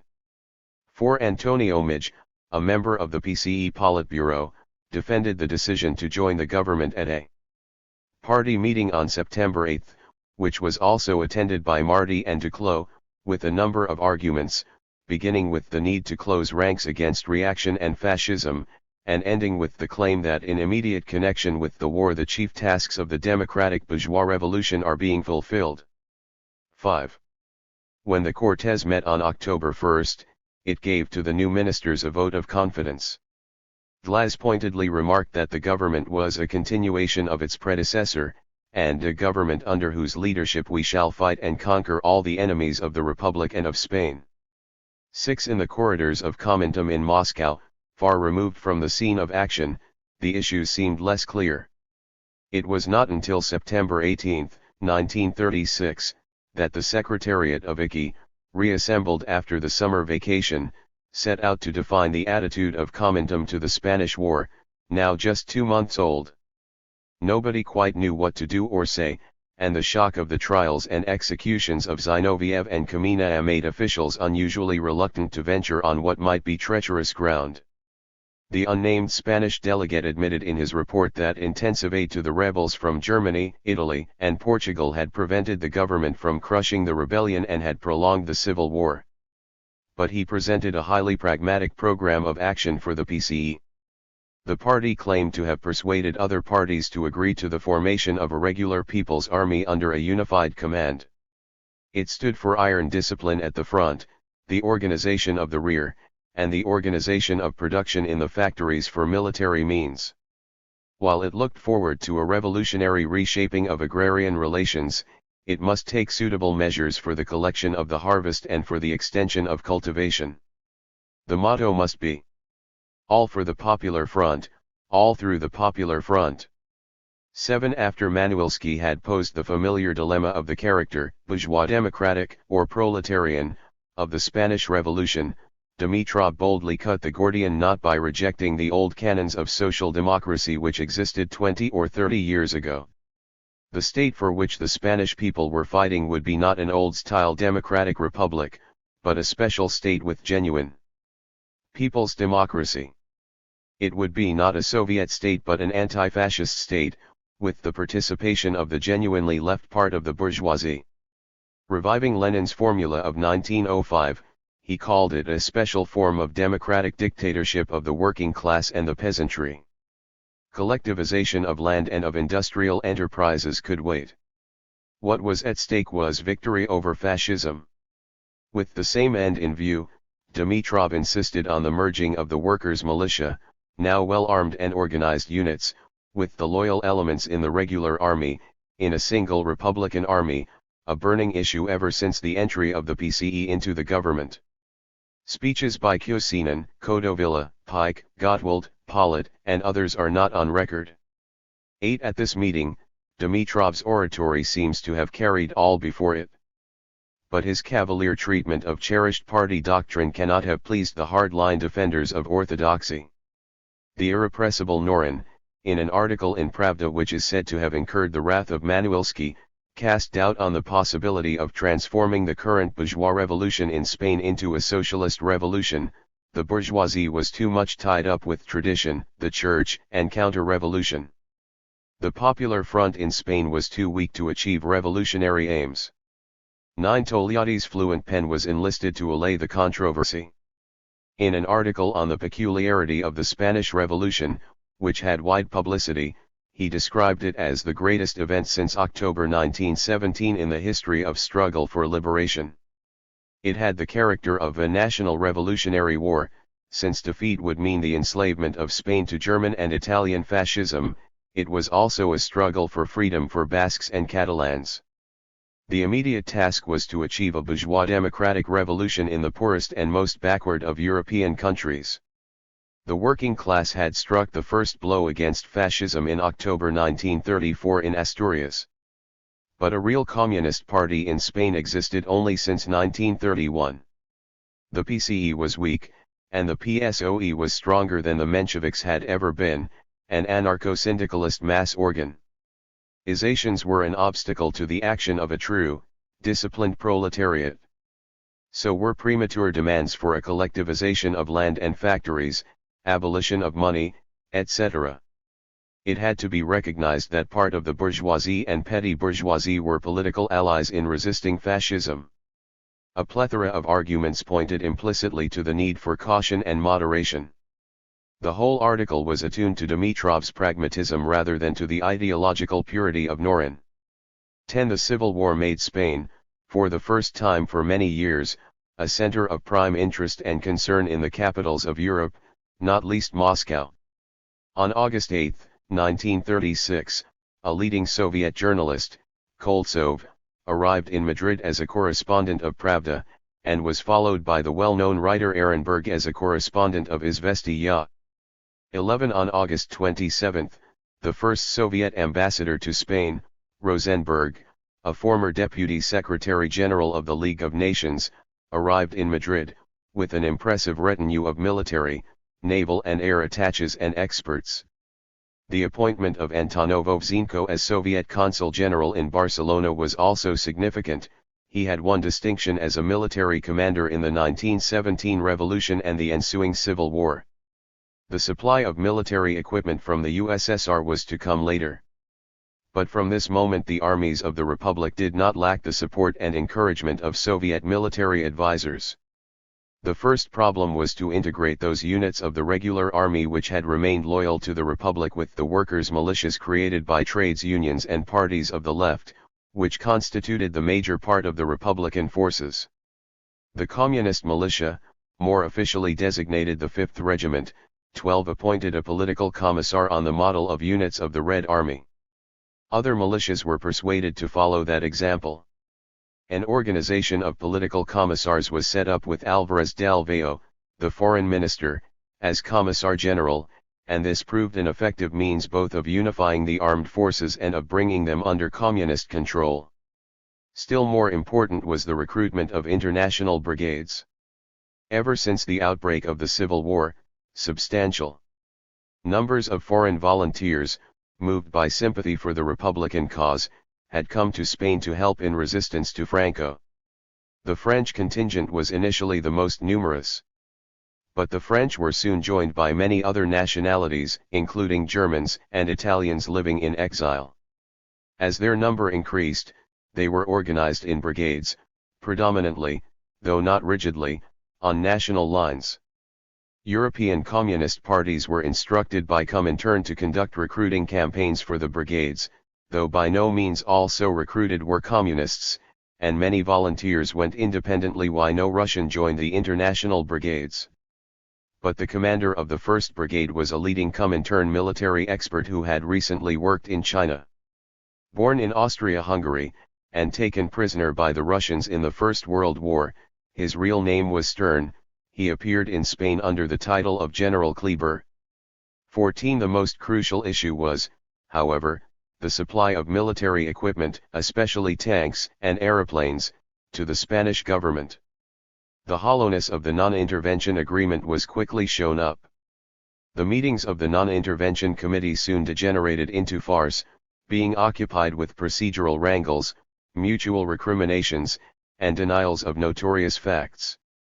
Throughout September 1936, while the flow of arms and equipment to the nationalists from Italy and Germany steadily increased, the ban on shipments from France, Britain, and the USSR to Republican Spain remained effective. The nationalist forces pressed forward. At the end of September Toledo fell, after some particularly bloody fighting, and Madrid was threatened from the south and west. Frantic appeals to the Spanish people from the government and from the PCE for unity to resist the fascist onslaught referred to the substantial help from abroad received by the army, but refrained from any reproach at the failure of its friends to come to the aid of the Republic. 15. A demonstration in Moscow in support of the Spanish Democratic Republic was attended by 100,000 people and addressed by Nikolava, who pleaded for the most extensive help for the fighters, women, and children of Spain. 16. But all public statements at this time about shipments from the USSR to Spain emphasized that they consisted of food and other supplies for the civilian population.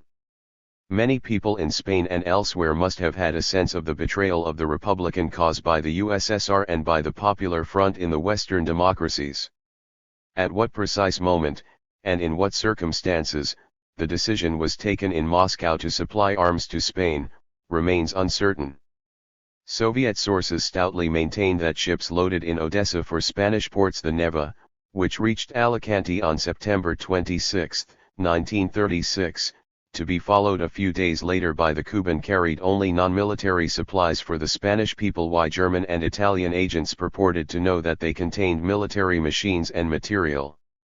18 Krivitsky, at this time working for Soviet intelligence in Europe, subsequently related that the first communication from Moscow about Spain reached him on September 2, when he was instructed to organize the purchase of arms for the Spanish government in European countries, and their shipment to Spain. This throws no light on the question of the supply of arms from the USSR. 19 According to the same dubious source, Yagoda and 2 other high officials of the NKVD, together with the head of military intelligence, met in Moscow on September 14 to organize in the greatest secrecy the sending of arms to Spain. Orlov, an NKVD official already in Spain, was to take charge of operations on the spot. The decision, which doubtless had Stalin's formal or tacit approval, was not divulged to Narkomindel or other Soviet departments, or to the Comintern. 20 It was not until the following month that a public pronouncement was made, and then in ambiguous terms.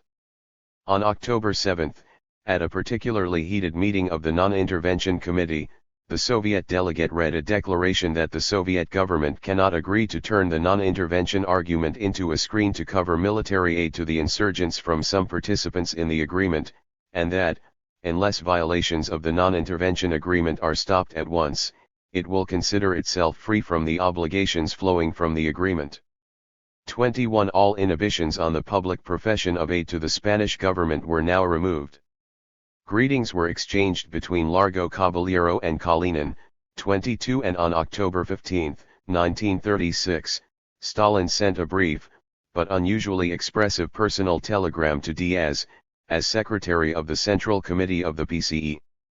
The toilers of the Soviet Union only fulfill their duty when they give aid to the Spanish revolutionary masses. They are aware that the liberation of Spain from the persecution of fascist reactionaries is not a private cause of Spaniards, but a universal cause of the whole of advanced and progressive mankind. Fraternal greetings.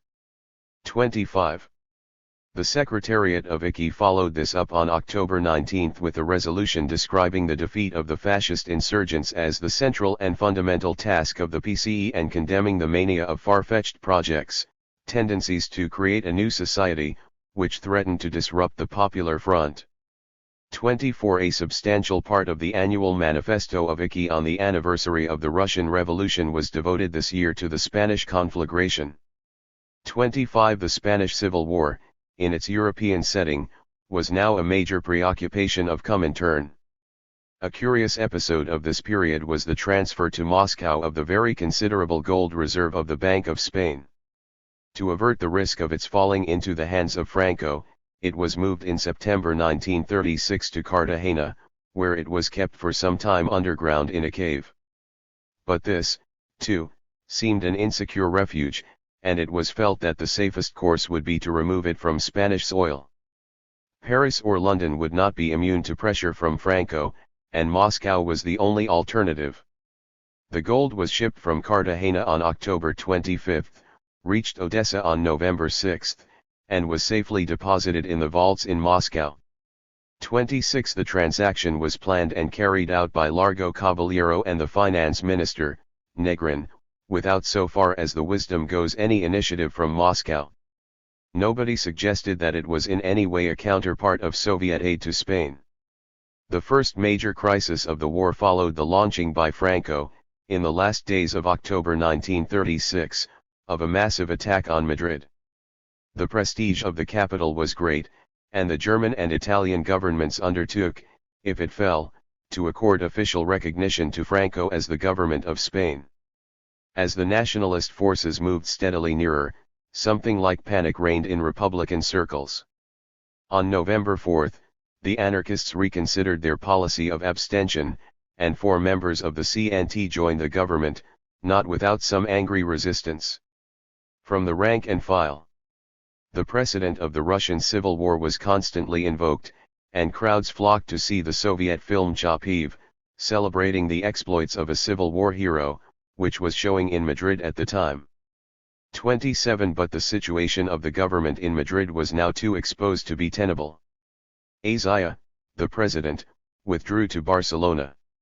Largo Caballero and the other ministers, unwilling to become involved in the complexities of Catalan politics, prepared to transfer the seat of government to Valencia, and the move was effected on November 6. But this move coincided with a turning point in the military operations. Soviet tanks and aeroplanes had appeared for the first time on the battlefront, and proved decisively superior to the German and Italian machines on the nationalist side. The attackers now began to falter. On November 6, an international brigade, consisting of German, French, and Polish battalions with a mixture of other nationalities, under the command of General Kleber, marched through Madrid amid the cheers of the population to take up positions, for the first time, at the front. Before the end of the month, the great offensive against Madrid had petered out. The brigade numbered less than 2,000 men. But historical legend assigned to it a more conspicuous role than to the Soviet tanks in repelling the assault. The workers of the world had saved the Republic. 28. Official Soviet sources were still, at this time, reticent on the subject of Soviet military aid. Koltsov in his diary recounts the events of these days in detail without mentioning Soviet tanks or aeroplanes. Marty called Madrid the Verdun of democracy. 29. It was claimed that, in the following year, 35,000 volunteers from 59 countries had joined the international brigades fighting for the defense of the Spanish Republic. 30. The Spanish Civil War inflamed international tensions throughout Europe. By increasing the apprehension in Western countries about Hitler's and Mussolini's aggressive designs, it created a wave of sympathy, especially in left circles, not only for the Spanish government, but also for the USSR, which shared their apprehensions to the full, and this sense of common concern muffled the horror and bewilderment provoked by the Soviet purge trials. In Moscow the same motives led to a more benign attitude to France and Britain. The Soviet representative began to cooperate readily in the discussions of the Non-Intervention Committee, agreeing to a scheme for the appointment of observers to supervise the execution of the agreement, and initiating a proposal to extend it by a prohibition on the dispatch of foreign volunteers to Spain. When in December 1936 the Spanish government, to the annoyance of the British and French governments, insisted on formally appealing to the Council of the League of Nations under Article 11 of the Council against the armed intervention of Germany and Italy in the Spanish Civil War, Litvinov did not attend the session. The USSR, like Britain and France, was represented by a diplomat of second rank, thus depriving the session of any major political significance, and an anodyne resolution was adopted which referred approvingly to the efforts of the Non-Intervention Committee. Soviet diplomacy followed the course set by IKI of doing nothing liable to antagonize those whose support it needed to repel the fascist aggressor. The arrival in Spain of massive Soviet aid, and its dramatic contribution to the defense of Madrid, led to the uncovenant, and perhaps unforeseen, result of subordinating the policies and contributions of the Republic more and more effectively to the influences and directives emanating from Moscow. Strategy and tactics were determined by those who controlled the flow of arms and equipment. Soviet advisors penetrated many institutions of the Spanish government. The PCE, subject to the firm guidance of Comintern, gained enormously in numbers, prestige, and authority. GLAS, at the end of 1936, put its numbers at 250,000, of whom 87,000 were industrial workers, 62,000 agricultural workers, and 7,000 professional men or intellectuals. 31. The first and most important field of Soviet activity was the reorganization of the army. Ever since the outbreak of the war the PCE had campaigned for the fusion of the surviving units of the old regular army with the workers' militia, to form a unified people's army. 32 But little was achieved before the arrival of the Soviet advisors and the formation of the international brigades at the end of 1936. The formula of unification was found in the creation, on the analogy of the international brigades, of mixed brigades comprising battalions both of the old army and of the militias. The institution of political commissars, introduced into the international brigade, was extended to the mixed brigades, and then to the whole of the new People's Army. Since the institution was based on a Soviet model, it was natural that communists should predominate in it. The Corps of Commissars became a powerful group, whose influence in military affairs was directed to the management of the army and to the establishment of overall Soviet control. 33. The undivided aim of military efficiency was pursued. This, too, coincided with Soviet and Comintern policy at this time. If any ideology was invoked, it was that of patriotism and not of revolution. The salutary effect of these measures on the fighting power of the Republic is beyond question. The whole process was described by a foreign eyewitness not biased in favor of the Communists. With the siege of Madrid, military leadership, from November 1936 onwards, fell into the hands of the Communists, who launched a totalitarian scheme instead of a revolutionary one. The basic ideas of communist military policy were, no revolution during the war, strict discipline, including terrorism within the ranks, strict political control of the army, by a system of political commissars, with the aim of creating an ideology adapted to this policy, an ideology, that is, mainly based on nationalism. 34. Not everything went smoothly. The anarchists firmly resisted the integration of their numerous and powerful militias. Friction occurred within the new unified army. Kleber, the commander of the International Brigade, hailed as the savior of Madrid, incurred the jealousy of Mayaja, the Spanish commander of the army. He may also have incurred that of his Soviet colleagues. Differences are said to have arisen between him and Mayaja. Kleber proposed to go over to the offensive, and Mayaja considered this rash and premature. What is clear is that Kleber failed to win the support of his colleagues, or perhaps of the military command in Moscow. He was relieved of his command in January 1937. 35. About the same time, the Communist 5th Regiment and the International Brigades were merged in the People's Army. The security organs of the Republic by a similar process quickly came under Soviet control. When the nationalist General Mala announced in October 1936 that he was about to launch the attack on Madrid, with 4 columns of troops, he added that he also counted on a 5th column of supporters in the city itself, thus coining a phrase which passed into international vocabulary. To control this 5th column, the government relied on a secret police, nominally a department of the Ministry of the Interior, but constituted in separate sections drawn from all the popular front parties, including the anarchists. The communist section was headed by Orlov, the representative of the NKVD in Spain, and this section, by virtue of its larger and more experienced personnel, dominated the activities of the secret police. Spanish politicians had never been subject to the scruples felt in democratic countries about police methods. The methods employed under communist leadership were certainly not benign. But nobody protested, so long as such methods were directed exclusively against members or suspected members of Franco's 5th column. Later, when the communists turned their weapon against other parties. 36. Well-founded denunciations of the communist reign of terror began to be heard. When the PCE decided to enter the government in September 1936, 2 not very important ministries, education and agriculture, were assigned to it. In the subsequent reorganizations, when communist power had enormously increased, the number of communist ministers was never raised. The party preferred to keep a low profile, and to maintain intact the facade of the Popular Front. But behind its facade the PCE, as the willing instrument of Soviet authority, continued to advance inexorably towards complete control of the supreme organs of the Spanish government, which became what its enemies called it, the puppet of Moscow. The process was, however, gradual, and was complicated by the situation in Catalonia, where the PCE had to contend with the newly formed POUM.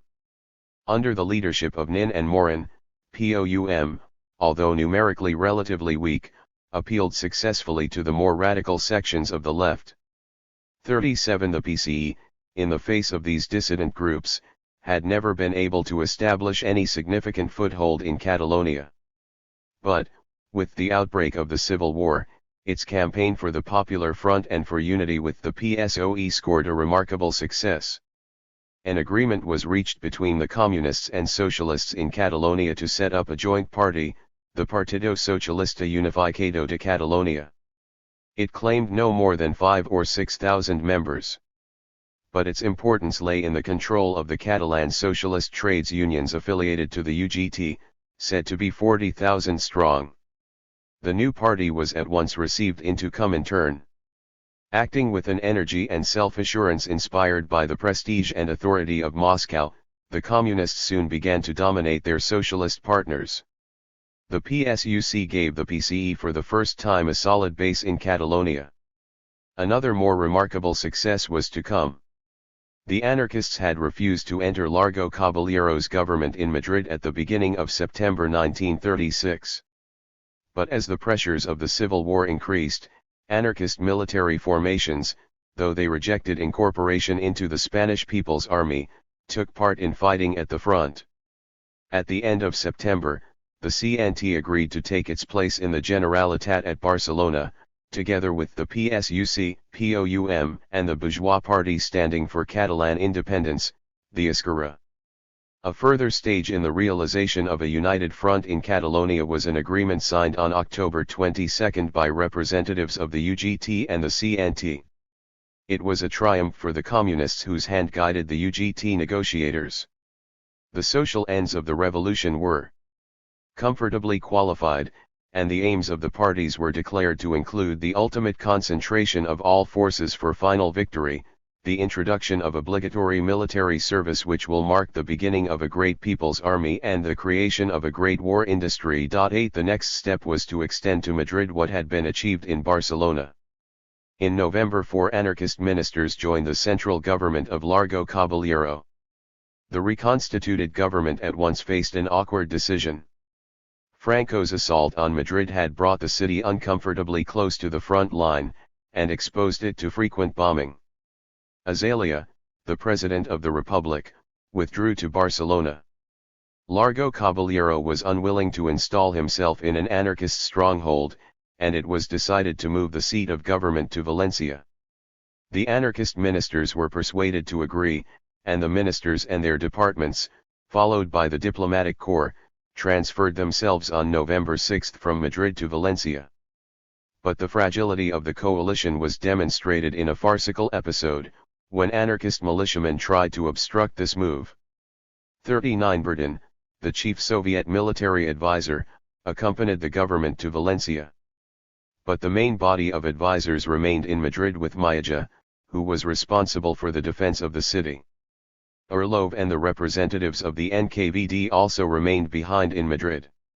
At this critical moment, the communist approach to the anarchists met with a warm response in the form of an appeal over Barcelona radio on November 6, 1936, by Durruti, a veteran CNT leader.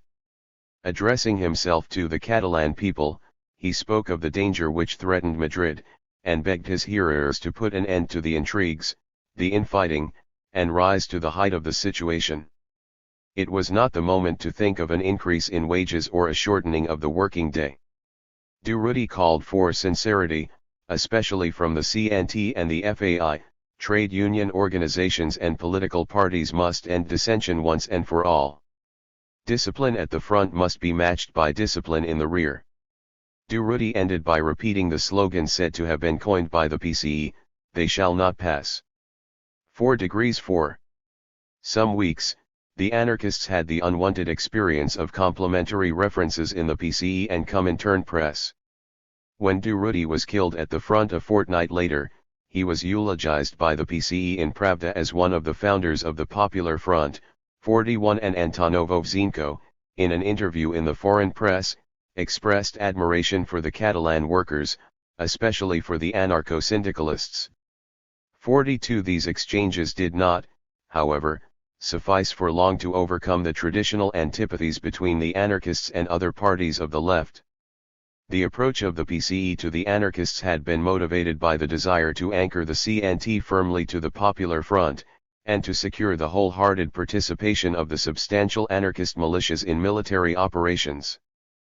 But it did not imply any shift in policy, or willingness to compromise with the revolutionary proclivities of the anarchists. On December 15, 1936, the Central Committee of the PCE issued a long manifesto which, more emphatically than any previous party document, preached the overriding needs of military defense, and rejected anything which might prejudice military efficiency or antagonize potential allies in the war against the nationalists. It called for reorganization of the armed forces and of the military high command, the enforcement of compulsory military service, and iron discipline in the rear. Industry must be geared to the needs of war production, and freed from the capricious autonomy of trade unions or groups in single factories. In agriculture, that system of tenure, individual or collective, was to be preferred which would ensure maximum production. 43 On December 21, before this document was likely to have reached Moscow, a personal letter was dispatched to Largo Caballero bearing the signatures of Stalin, Molotov, and Voroshilov, and couched in language rather cruder and more direct than that commonly employed by Comintern. It offered a friendly but emphatic warning not to antagonize the peasants, the petty bourgeoisie and the Republicans, who might otherwise follow the fascists. Measures of confiscation should be avoided, and freedom of trade guaranteed. Nothing shall be done to encourage enemies of Spain to regard it as a communist republic. The letter included an inquiry about whether Largo Caballero had found Rosenberg a satisfactory ambassador, a remark which suggested that Rosenberg had fallen out of favor in Moscow. 44 Finally, on December 28, the Presidium of ICI passed a resolution praising the heroism of the Spanish people, and enthusiastically endorsing the terms of the PCE manifesto of December 15. 45 Codovilla, or some other emissary of ICI, had probably collaborated in the arrangements of the manifesto. But it would be misleading to treat it as an unqualified product of dictation from Moscow. The influence was reciprocal.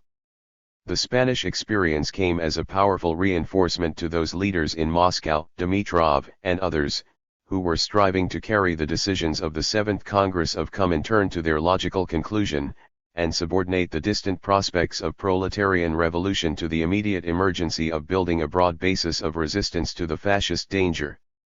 The euphoria bred by the events of the last 3 months of 1936, the arrival of Soviet aid, the defeat of Franco's drive against Madrid, the consolidation of the Popular Front through the entry, first of the PCE, then of the anarchists, into the Madrid government, the growing prestige and influence of the PCE, of the Soviet advisors and of the USSR was beginning to wear itself out as the new year dawned.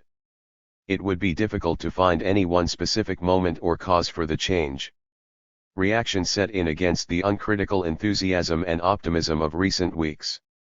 Irritations multiplied between traditionally hostile parties now suddenly brought together, and between Spaniards and Soviet advisors. As Prime Minister, Largo Caballero had made an important contribution. But the Communists had from of old not found him an easy bedfellow. 46 And his erratic gestures of independence were hard to bear. Most of all, perhaps, the Soviet advisors, and those who directed them from Moscow, intoxicated by their success, suffered from an excess of overconfidence. They became less wary of offending Spanish susceptibilities, and they showed themselves increasingly prone to embark on policies dictated by either party or Soviet interests rather than by those of the Republic. The first ominous sign was the expulsion of POUM, achieved by the Communists with the support of the anarchists in December 1936, from the Generalitat in Barcelona. Winin and Morin, the founders and leaders of POUM, had long been thorns in the side of the PCE and of Comintern, 48 and did not disguise their total rejection of the authority of Moscow.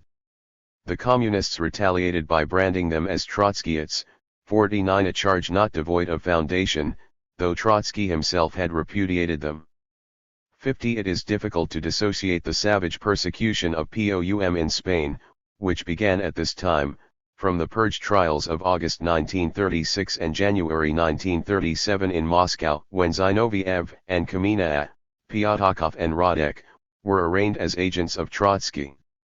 Relations between communists and anarchists, who had enjoyed a very brief honeymoon in the last weeks of 1936, also soured in the new year. At the beginning of January 1937, Glaz and a representative of the CNT issued a joint appeal to the members of both organizations deploring clashes which had occurred between them. 51 But this gesture was of no avail. Arguments occurred over alleged discrimination in the distribution of arms to POUM militia, and the anarchist FAI, at a conference in February 1937, threatened to withdraw the anarchist militias from the government. It might have been argued that the anarchist and POUM militias were holding the relatively tranquil Aragon front, and that the defenders of Madrid could justly claim priority in the matter of arms.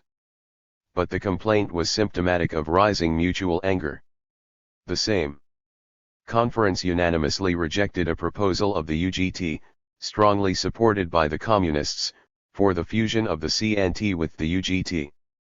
52 It appears to have been about this time that the security forces, now firmly under Communist or Soviet control, began to arrest individual anarchists, and assassinations of prominent anarchists were also reported. Chapter 4. Chinks in the defenses. In the spring of 1937, relations between Largo Caballero and the PCE, never easy, began to deteriorate rapidly. Being Minister of Defense as well as Prime Minister, he took the full brunt of responsibility for military reverses. The first attacks on him took the form of criticism of generals whom he was known to favor. He was said to support the old professional non-party officers who sought to impede the creation of a unified People's Army on the pretext that this would bring the army under direct party control.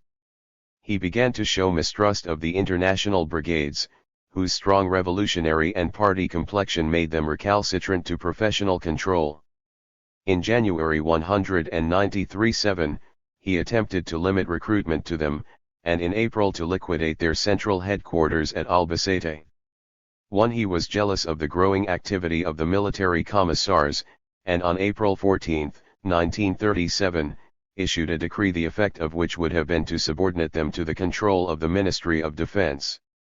2. Friction occurred in other spheres. The opposition of Largo Caballero proved fatal to negotiations for the unification of the PCE and PSOE. He is said to have told Codovilla that communists who desired unity had only to join the PSOE and the UGT. 3. Angered by Diaz's attack on the government at the session of the Central Committee of the PCE, he wrote a letter to Diaz calling for the resignation of Hernandez, the communist minister for public education, whose tactless speech at the session had been incompatible with the post occupied by him. 4. Pressure from the PCE. Now that communist trade unions had merged with the UGT, for communist representation in the council of the UGT, was stubbornly resisted by Largo Caballero, who rightly feared attempts to undermine his authority. 5. He seems to have drawn nearer at this time to his old opponent in the PSOE, Prito, and indulged freely in complaints of communist intrigues and orders from Moscow. 6. He promoted a scheme for substituting a government representing the trade unions for the government representing parties, which failed to win the approval of his colleagues in the PSOE.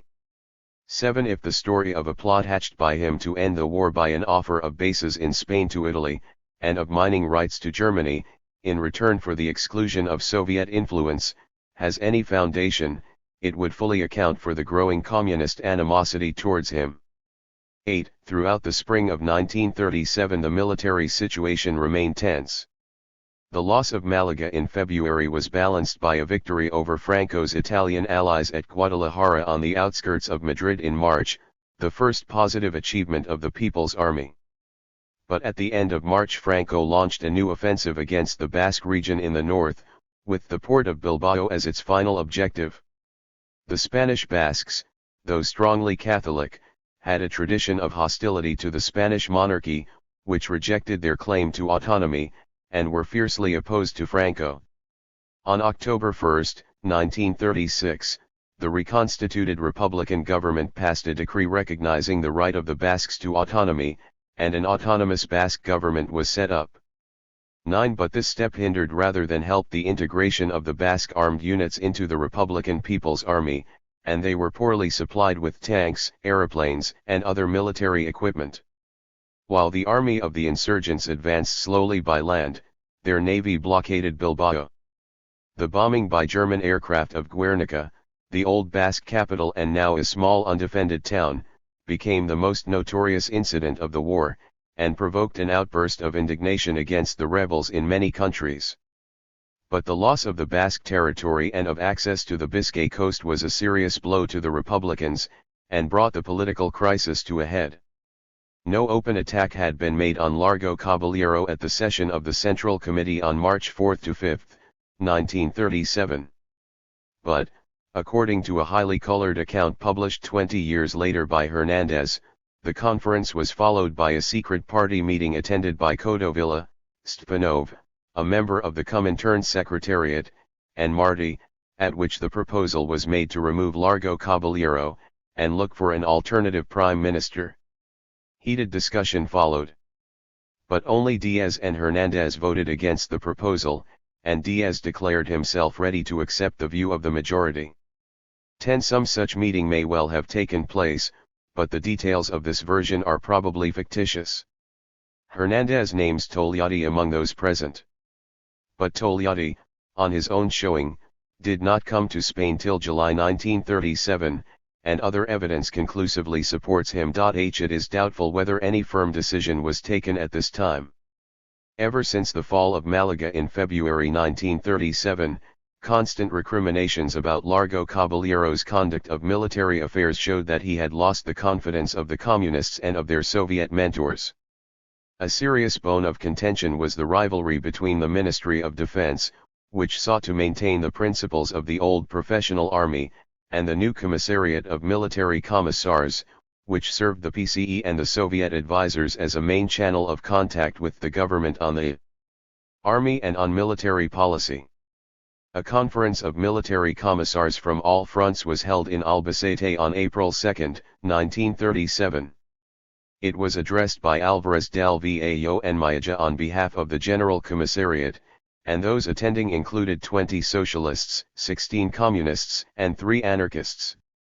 The resolutions adopted by the conference appear to have contained nothing new. But the purpose of the exercise was clearly to enhance the authority and influence of the military commissars and of the commissariat. 12. Largo Caballero accepted the challenge, and on April 14 issued an order on the reorganization of the commissariat, which, in the words of a commentator, practically annulled the decisions of the conference, and abolished the whole system of organization and ideology established over the past half-year by the efforts of the commissars and the commissariat. It was clearly designed to place the commissariat under the control of the ministry, and contained a provision that any commissar who had not been confirmed in his post by May 15, in the official gazette, should be regarded as dismissed. 13. The order was certainly unenforceable. But it was a declaration of war which brought the conflict to a flashpoint. The crisis which proved fatal to Largo Caballero flared up in Barcelona. The anarchists were stronger in Catalonia than elsewhere in Spain, and POUM was almost exclusively Catalan. The CNT and POUM on one side were confronted on the other by forces of the Moscow-backed government and the substantially communist PSUC, both now determined to exert their authority to the full. An explosion could hardly be avoided. The operators who controlled the Barcelona telephone exchange were faithful members of CNT unions, and interfered, or were suspected of interfering, with official communications between Barcelona and Valencia or Madrid. On May 3, 1937, government troops attempted to take over the building. Resistance was greater than had been expected. Anarchists and supporters of POUM rose in revolt all over the city, and street fighting continued for 2 or 3 days, with many casualties. The cause of the insurgents was rendered hopeless by a split in the CNT. In a desperate military situation, a majority of the leaders yielded to the argument that discipline and unity in the Republican Army were required if Franco's armies were to be beaten off, and came out against the revolt. Defeat of the insurgents was followed by the usual quota of arrests and executions, and order was restored. The PSUC, in a carefully worded statement, placed the main responsibility for resisting the organization of an anti-fascist victory on the Trotskyists, identified as the leaders of POUM, whose methods were denounced as conscious lying, conscious provocation, conscious support for fascism. Next to them came the uncontrollables, socially rootless people who had worked their way into anarchist workers' organizations, and who now accused the CNT leaders of treachery. The government was preparing to take energetic measures against them. The Trotskyists and uncontrollables and other provocateurs had seen their last salvation in open revolt. 14 The Barcelona Rising placed Largo Caballero in an impossible situation.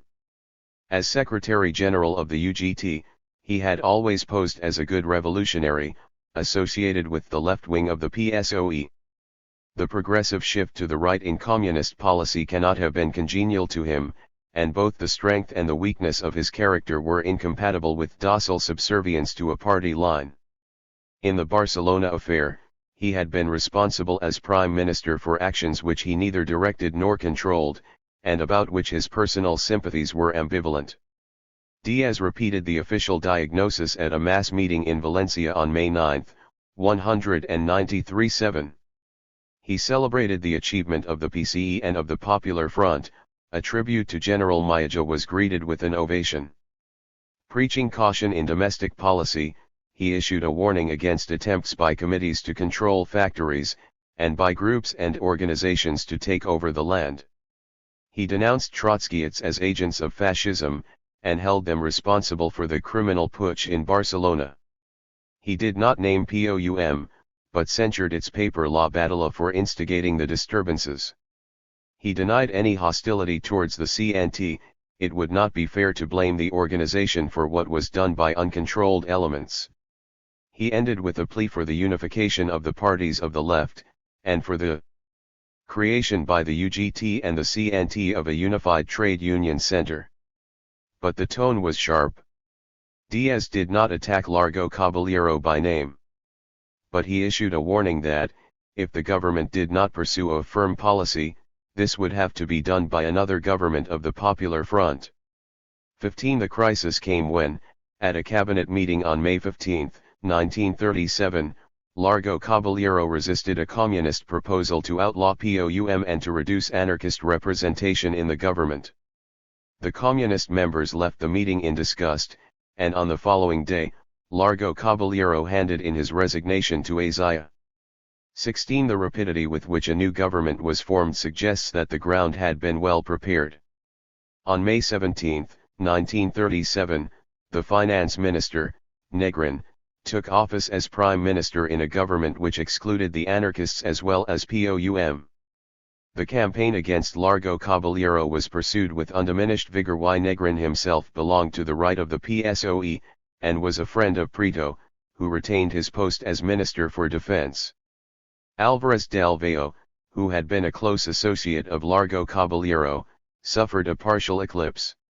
He was succeeded as foreign minister by Giral, the former prime minister and a moderate Republican, but was allowed to retain his appointment as Spanish delegate to the League of Nations.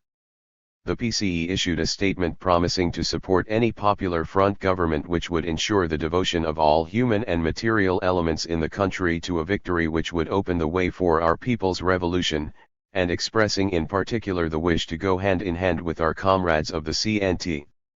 18 The tactical objective of the Comintern and the Soviet government at this time was to exercise control over Spanish affairs through friendly or docile members of other Spanish parties. The two communist ministers remained, but their number was not increased.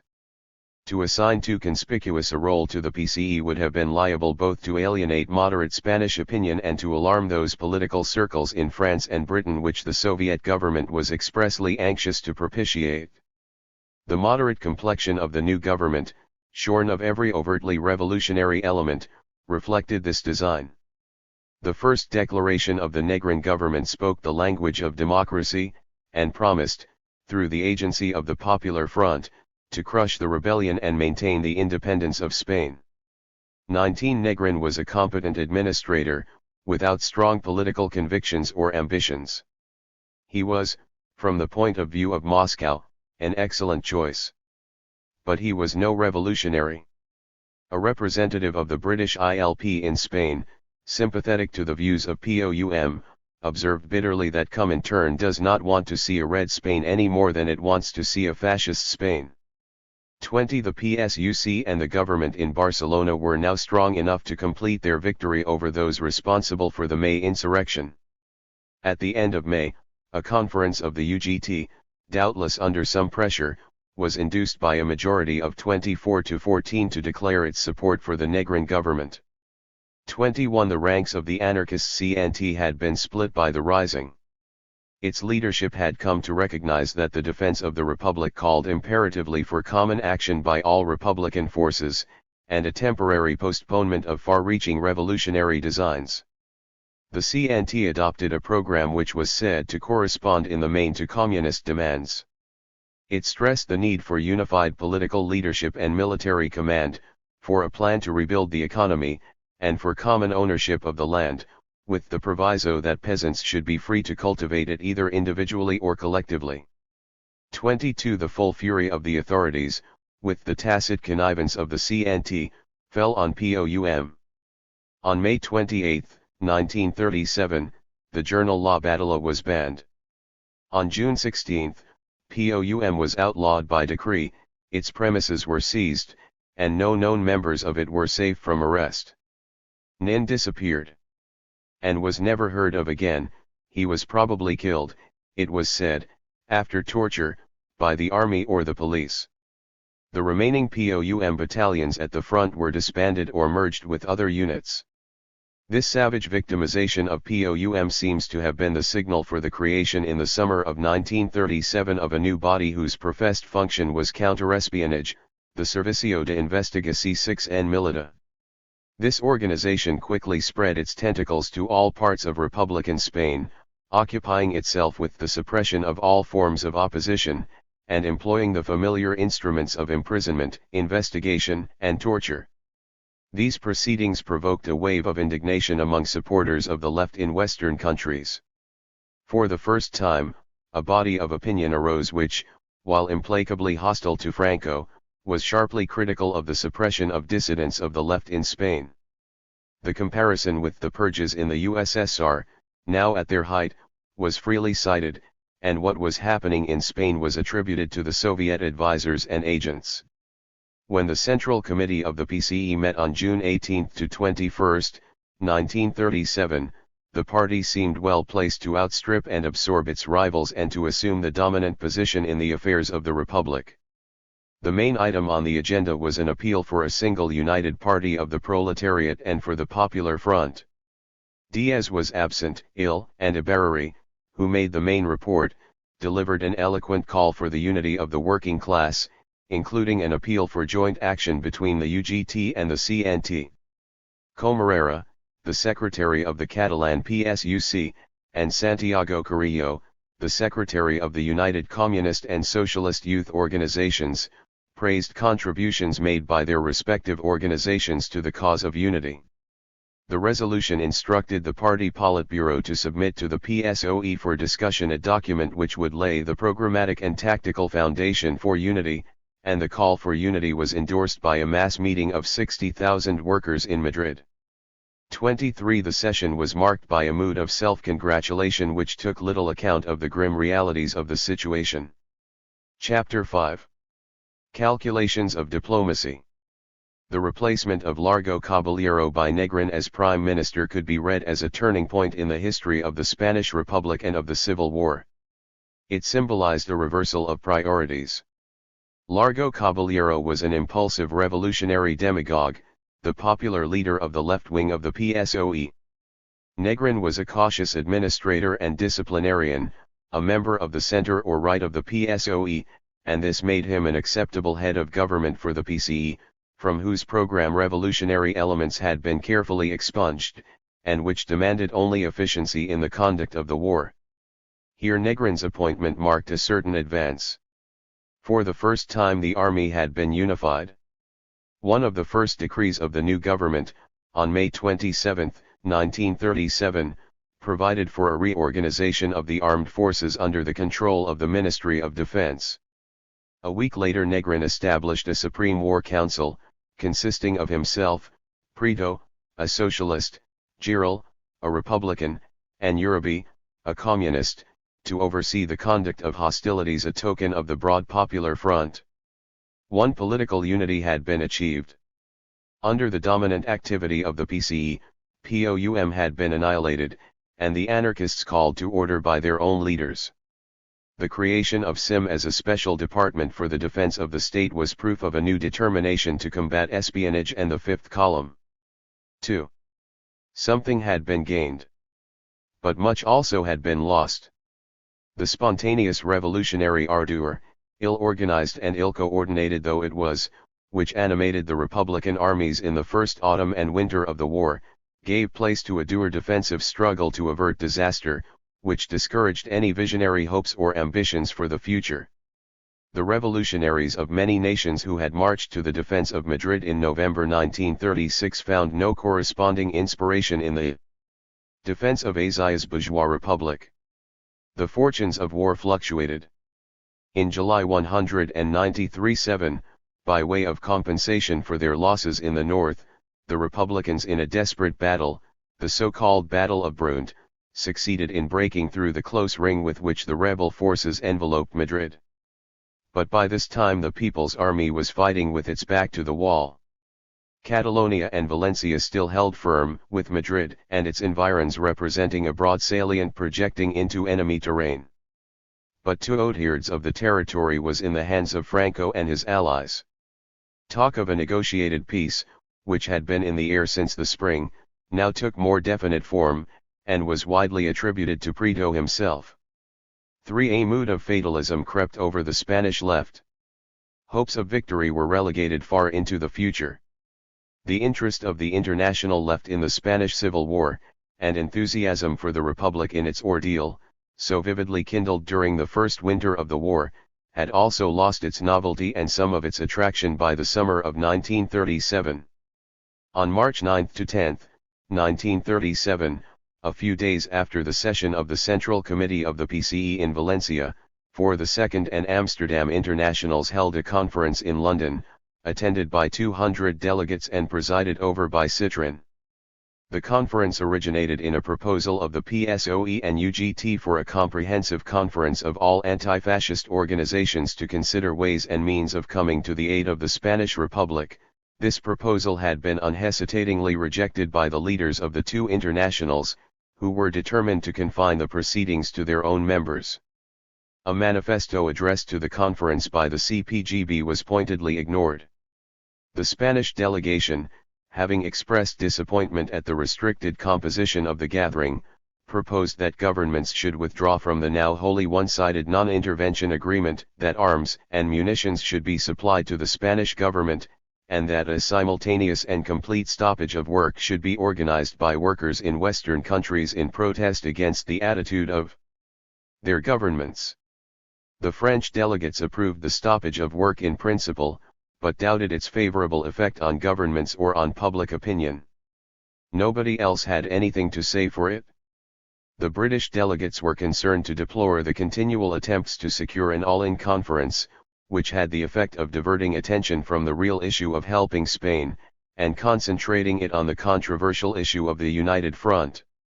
It was pointed out that no one had suggested that the democratic powers should intervene. A long resolution at the conclusion of the conference was full of eloquent verbal protests, and proposed no action whatever.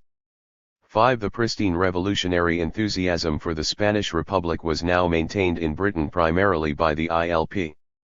The role of the British delegation at the Conference of the Internationals was denounced in scathing terms in the ILP journal. The Spanish delegation had been broken more by Bevin than by Franco, and Bevin's brutal speech had shown him as worse than de Brouckere and van der Velde.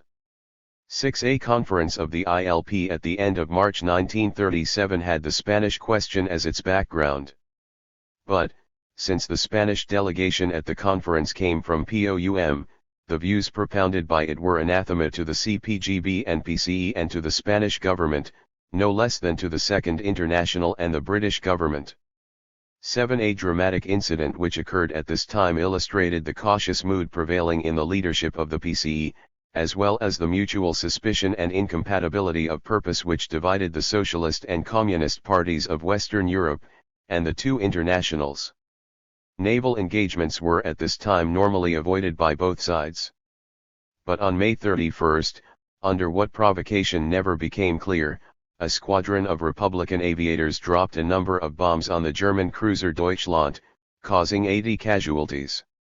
Reprisals were called for, and on the night of May 31, 1937, the German fleet bombarded the coastal town of Almeria, destroying houses and killing a number of civilians. 8. This brutal act caused a sharp division in the government.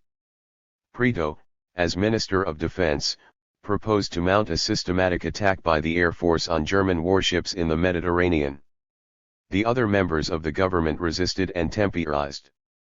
Negrin proposed to seek the advice of Azaya, the communist ministers, to consult the Central Committee of the PCE. Prieto's dangerous gesture found no support. 9. An article by Dimitrov in the Comintern journal denounced this open, shameless act of war, and argued that an enormous historical responsibility rested on the Second International for keeping the workers' movements divided.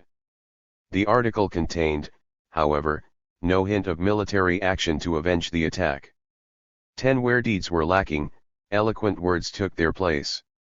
On June 1 the PCE and the PSOE sent identical telegrams to the Second International, the Communist International and the Amsterdam International, protesting against this revolting act of barbarism and calling for international proletarian solidarity to resist the plans of fascism, which wishes to plunge the world into the hell of a world war. Dimitrov sent an appropriately enthusiastic reply, and followed this up with a telegram to Dubravka, proposing to establish a coordinating commission of the three internationals to organize common action. Dubravka on June 7 took refuge in a formal objection. Neither the President nor the Secretary of the International was empowered to accept such an invitation. 2 days later, Dimitrov came back with another eloquent appeal, ending with a plea for a preliminary meeting between representatives of the two internationals. This time Dubravka acquiesced. Thérèse, Kakin, D1AZ, Delem, and Longo were nominated to represent Comintern at the meeting, which took place at an embassy on June 21. Togliatti, though not a delegate, arrived from Moscow in time to participate in the proceedings. Dubravka and Adler once again represented the Second International.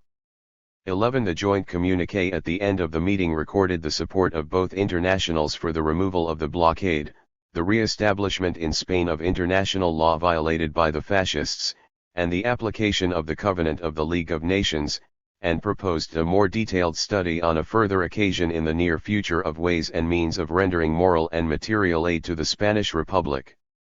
12. A conference of the Second and Amsterdam Internationals in Paris on June 24 once more expressed sympathy with the Spanish Republic and indignation at the fascist aggression of Italy and Germany, invoked the Covenant of the League of Nations, and protested against the indifference of the Western governments. And it was apparently on this occasion that Dubravka, according to Togliatti, caused a great stir and offered to go to Moscow to meet Stalin, but failed to shake the apathy of a deeply divided international. 14. The future meeting projected at the NMSA conference took place on July 9. On the eve of the meeting, Togliatti, in a confidential report to Moscow, repeated his diagnosis of the crisis in the Second International and warned Icky against the assumption that, as a result of the NMSA conference, reactionary elements in the Second International, enemies of the United Front, are much weakened. 15. The meeting of July 9 ended with a communiqué recording the common agreement of both internationals on the actions necessary for the benefit of Republican Spain. 16. But no such actions followed. Togliatti wearily detected a certain tiredness in the Western Communist parties. Demonstrations in support of Spain no longer drew mass participation. 17. Dimitrov, in an article in Pravda, ostensibly designed to correct an excessive reliance on leaders, appealed to the workers of all countries for unity in order to fulfill their duty to the Spanish people. 18 But such exhortations, constantly repeated, failed more and more patently to mask the lukewarmness of the response, and these exchanges resembled a ritual dance whose original meaning had been blunted by long usage and constant repetition. The British government took less and less trouble to conceal its indifference to the fate of the Republic. The British ambassador, together with his French and United States colleagues, established himself comfortably at Saint-Jean-de-Luz, leaving a junior diplomat in charge of the embassy in Madrid. Chamberlain, in his first statement on the subject as Prime Minister, in the House of Commons on June 25, 1937, pointedly refrained from any expression of sympathy or support for the Spanish Republican government, and explained that British policy was directed to one end, and to one end only, namely, to maintain the peace of Europe by confining the war to Spain. 19 However, behind these undeniable symptoms in the Western world of a waning emotional involvement in the agony of the Spanish Republic, the more insidious question presented itself of attitudes and policies in the USSR. Outwardly nothing changed. Well-known assurances of sympathy and support were depicted with undiminished eloquence. Familiar gestures were renewed. Military supplies and equipment, though less lavish than those received by Franco from his allies, continued to reach the Republican forces. But the summer of 1937 was marked in Moscow, as in the West, by an unconfessed weakening of interest.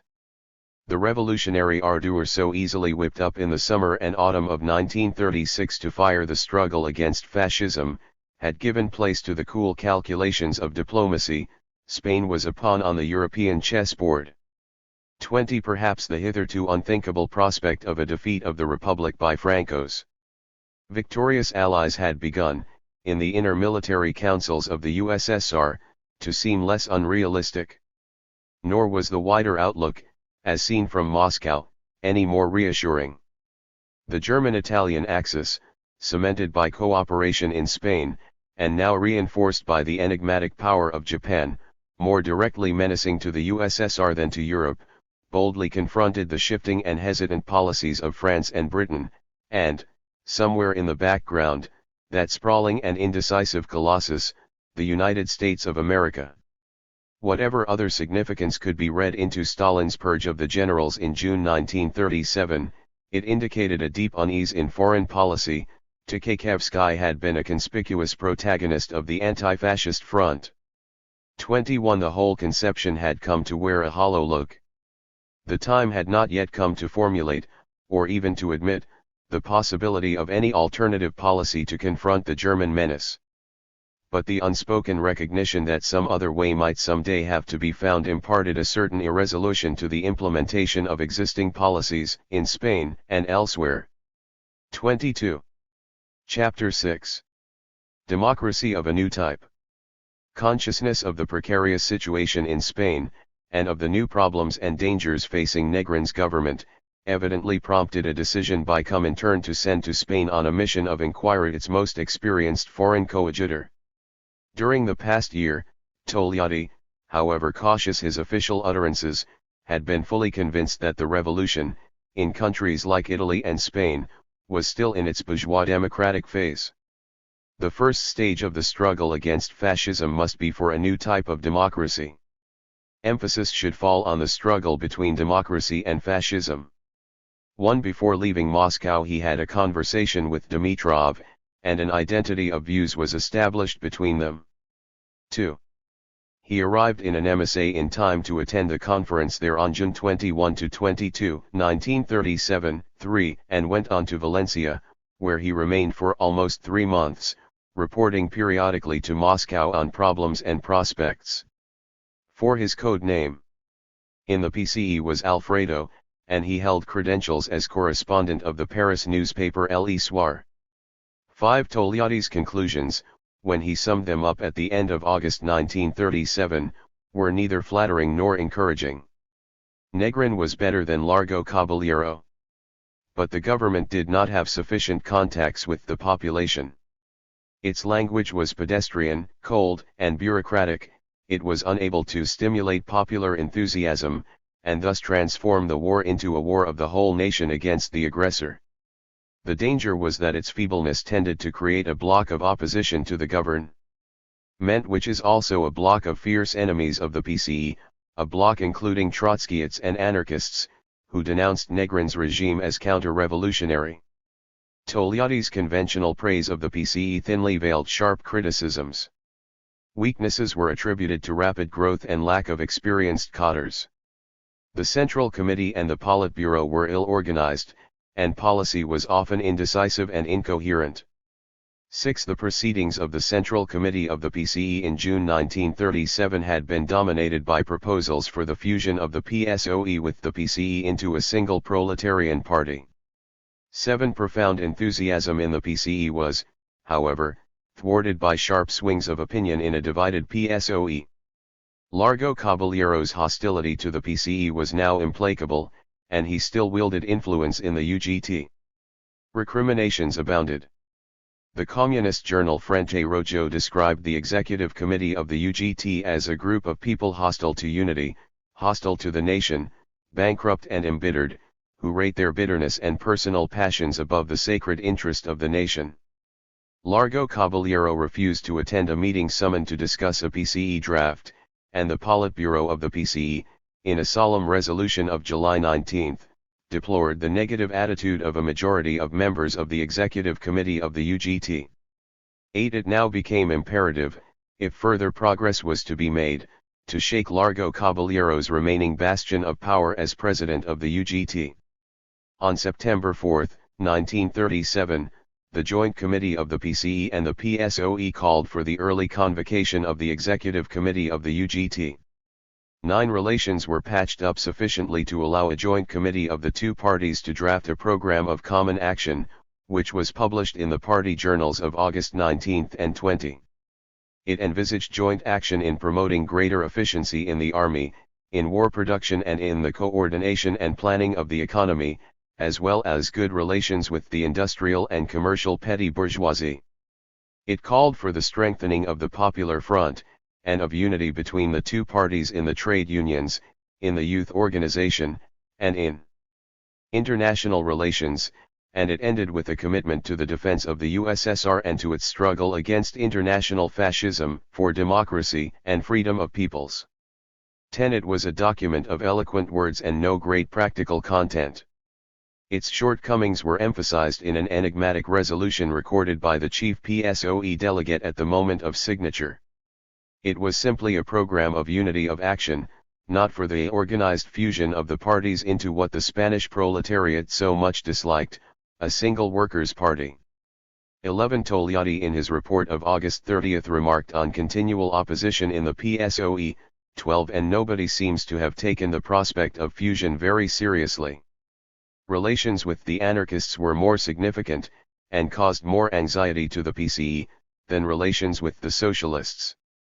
The interlude of warmly expressed friendship in the last month of 1936-15 scarcely lasted into 1937, and the May Rising in Barcelona, when anarchists provided the hardcore of resistance to the government and came near to overturning it, led to bitter recriminations. The PCE could not, however, afford a break. On May 17, the day of the formation of Negrin's government, it issued a manifesto declaring its willingness to go hand in hand as united brothers with our comrades of the CNT, and together with them struggle for victory. 14. The appeal had a mixed reception. Many CNT unions showed outspoken sympathy for Largo Caballero. But the leaders of the CNT had also been uneasy at developments which could only bring aid and support to Franco, and disown their unruly followers. At the beginning of July 1937, the political arm of the anarchist movement, the hitherto not very active Iberian Anarchist Federation, decided at a conference in Valencia to organize its activities and convert itself into a political party, thus implying acceptance of the legitimacy of the state. In response to an overture from the PCE, a meeting between representatives of the PCE and of the CNT and the FAI concluded on August 15 an agreement for joint action at the front and the rear, and for the cessation of polemics in the press if this implied the suppression of uncontrollable elements in the anarchist camp. Unfortunately, On the following day, the Negrin government, probably ignorant of these negotiations, saw fit to dissolve the Council of the Aragon province, which was controlled by anarchists, and this high-handed action so infuriated the anarchist negotiators that relations were broken off. 15 Togliatti, in his initial report of July 8, merely recommended a conciliatory approach to the anarchists in order to bring them into the government. But when he wrote on August 30, he had become alive to the perplexities of the situation. The government had been inept in its handling of the anarchists. But the FAI, together with the Trotskyists, had denounced the government as counter-revolutionary, and called for an insurrection to overthrow it. 16 No other country except Spain presented this baffling complication of powerful anarchist movements, equally hostile to capitalism and communism, and commanding the allegiance of a large body, perhaps a preponderance, of the workers. In Catalonia the vociferous tendencies of the past had still not been overcome.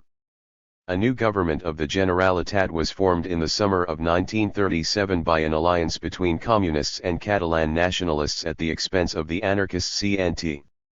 The PSUC, formed a year earlier to cement an alliance between communists and socialists in Catalonia, 17 held a national conference in July, which revealed an enormous increase in its numbers, but no great homogeneity in the elements out of which it was composed. 18 The Politburo of the PCE, at a meeting on July 30, was able to congratulate itself. The PSUC had grown in numbers and in organization, and had become one of the decisive forces in the Catalan anti-fascist bloc, a factor in the stubborn struggle to defend the national and social interests of the Catalan people, and in the efforts necessary to gain victory in alliance with the Spanish people. On the other hand, it lamented that the pact between the UGT and the CNT had yielded no practical results. 19 The General Assembly of the Generalitat met on August 19, apparently for the first time since the beginning of the war, but failed to resolve the dilemma and adjourned sine die. 20 The problem of Catalan nationalism, with the problem of anarchism, remained a thorn in the side of communists eager to place themselves at the head of a united Spanish national movement against the fascists. The economic policy of the Negrin government was concerned to curb and reverse revolutionary measures taken in the first flush of enthusiasm in the early days of the war. The taking over of factories and their management by committees of workers had been accompanied by the widespread phenomenon of falling production. On June 16, 1937, the government issued a decree authorizing the militarization of war industry, which involved placing the major industries under government control. 21 In agriculture, resistance was fiercer. The anarchists fought hard to preserve the peasants' collectives which they had established in the parts of the country under their control. On August 27, Uribe, the communist minister for agriculture, published a decree which, under the guise of promoting cooperatives and increasing grants to peasants, assured the peasant of complete freedom of choice between forms of cultivation, individual or collective. These provisions did not differ substantially from those already laid down in the decree of October 7, 1936. But in regions where anarchists had remained in power throughout the first year of the Civil War, especially in Aragon, the collectives had held their own. Now that the central government had established its authority, many collectives were in fact broken up, and the land returned to individual peasant holdings, though how far this process had gone before Republican rule itself ended, a year later, is uncertain. 22 A more surprising and little publicized concession was a decree of July 31 removing the ban on the performance of religious rites. Churches are said to have reopened in the Republic for the first time on August 7. 2-3. Of the problems confronting the PCE and its Soviet mentors in the autumn of 1937, the army loomed largest. Since the earliest days of the Civil War, Comintern and the PCE had sought to unify the army by incorporating in it the militias and brigades initially recruited to stay the advance of the insurgents. 24 Prieto, the Minister of Defense in both Largo Caballeros and Negrin's governments, fully shared this purpose. So long as Largo Caballero was Prime Minister, his sympathy for the anarchists, who were the main opponents of integration, and his bad relations, personal and political, with Prito, deprived the latter of any effective power. 25 But Negrin was a close political associate of Prito in the PSOE, and a personal friend, and when he became prime minister, Prito embarked on an active campaign to establish authority over the anarchist militias which manned the Aragon Front. 26. In August 1937 regular army units took over the Aragon Front, and the Aragon Provincial Council, dominated by anarchists which had hitherto governed the region, was dissolved, doubtless not without reprisals against the leaders. Other military reforms were undertaken. The powers of the Supreme War Council and the General Staff were increased. Military training at all levels was systematized. In September 1937 the People's Army was said to have a strength of 575,000 men, divided into 152 brigades. 27 A success was achieved in combating illiteracy among the recruits, 70,000 soldiers were said to have been taught to read, and 6,000 schools set up. 28 The status of the international brigades raised special problems. By the summer of 1937, the initial enthusiasm which had generated the rush of foreign volunteers to defend the Republican cause had fallen off, the French government had closed the French-Spanish frontier, and was discouraging the further flow of volunteers into Spain. The strength of the brigades could be maintained and increased only by the recruitment into them of Spaniards, including Spanish commanders and non-commissioned officers, a process rendered easy by the superior prestige and priority in supplies of food and weapons enjoyed by the brigades. Statistics of August 1937 revealed that of about 16,000 members of international brigades, 7,171 were Spanish, 3,158 French, 1,186 Italian, 922 German, 772 Belgian, 686 British, 568 American, 449 Czech and Slovak, 396 Austrian and others. 29 These developments weakened any remaining claim to the autonomy or separate status of the brigades. On June 8 the Chief of the General Staff issued an order for their reorganization, and the structure and personnel of their base at Albacete were also modified. Then, on September 23, a governmental decree signed by Negrin provided for the final and complete integration of the international brigades into the People's Army. 30 While the PCE unreservedly applauded these measures, sharp clashes occurred over communist infiltration in the army. The influence of the Soviet advisors increased constantly. Spanish officers of the People's Army were sent to the USSR for training. According to PCE statistics, in the summer of 1937 60% of all Army personnel were party members, 5 out of 11 corps commanders, and 56 out of 72 brigade commanders. Of 1,373 military commissars, 441 were party members, 260 members of the Joint Communist Socialist Youth League, and 107 members of the SUSI. Prito was a firm believer in a professional army not involved in politics.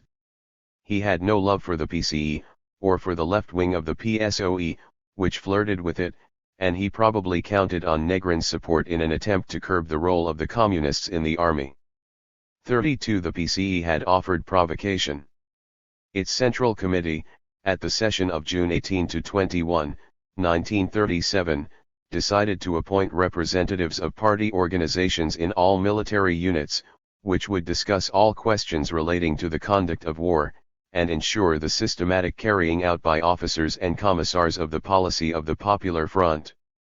33 Prito retorted on June 27 with a decree on the struggle against proselytism in the army, which prohibited all political work in the army.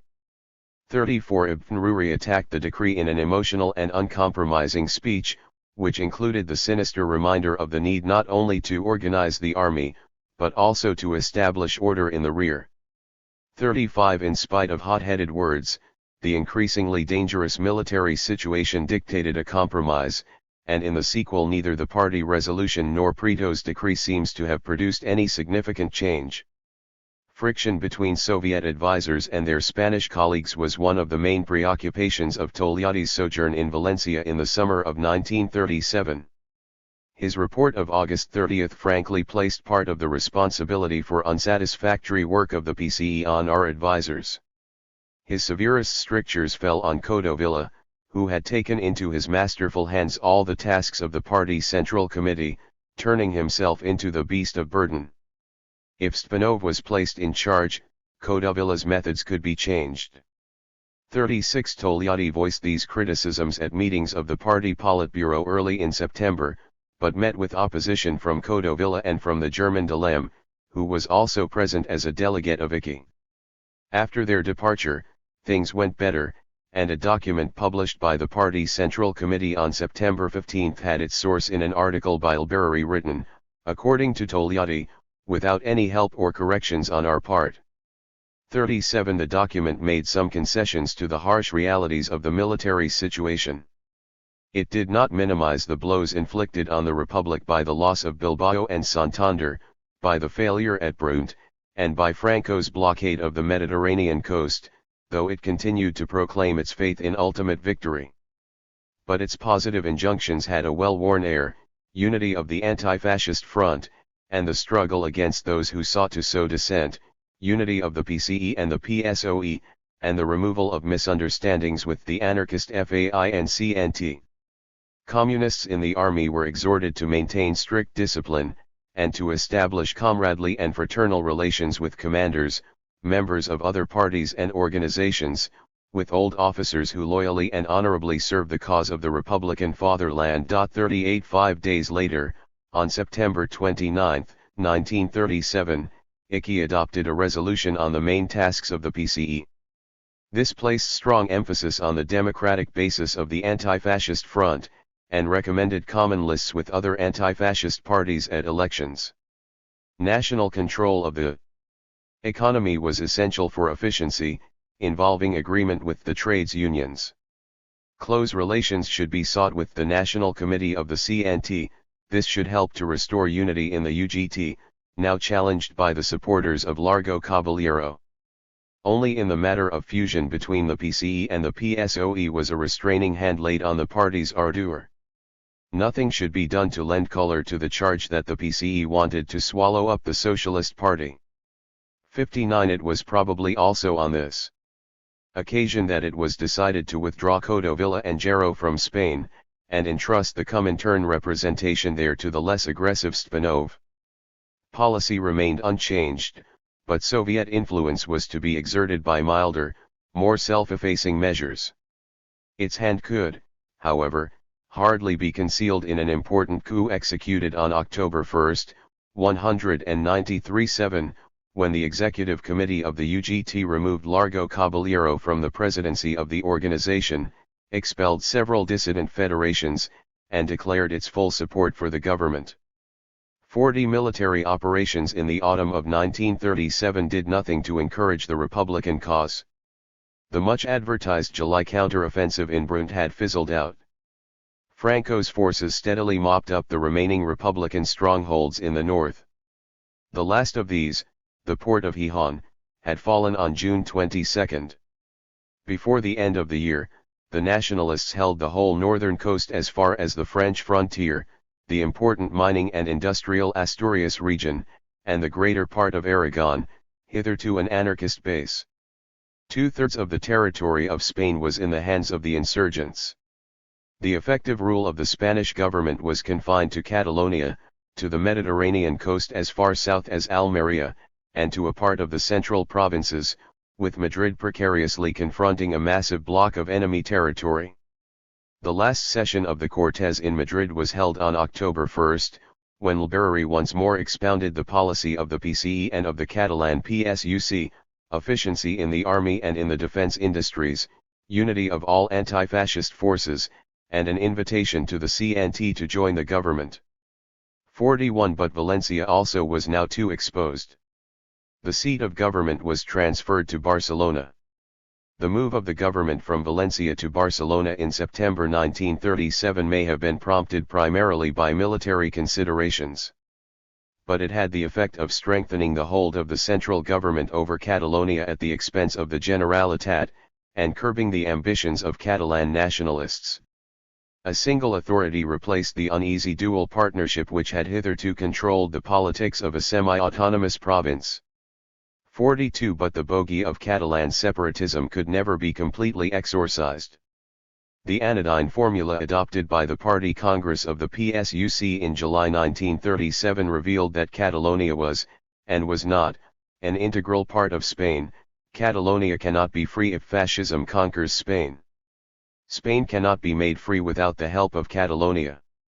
43 Togliatti went so far as to describe the move to Barcelona as to some extent a guarantee that Catalonia would not break the resistance front and conclude a separate peace, but admitted that it created difficulties attributable in part to neglect of Catalan susceptibilities. Though the PCE encouraged communists to join the PSUC, friction continued between the two parties. The PSUC was under strong petty bourgeois influence as it was under the influence of the anarchists and of POUM, and professed ultra-left policies of collectivization and collectivism. But Togliatti admitted that the CNT was still the major force among the workers of Catalonia. It was not an encouraging picture. 44 The meeting of the Central Committee of the PCE in Barcelona on November 13 to 16, 1937, was a routine affair.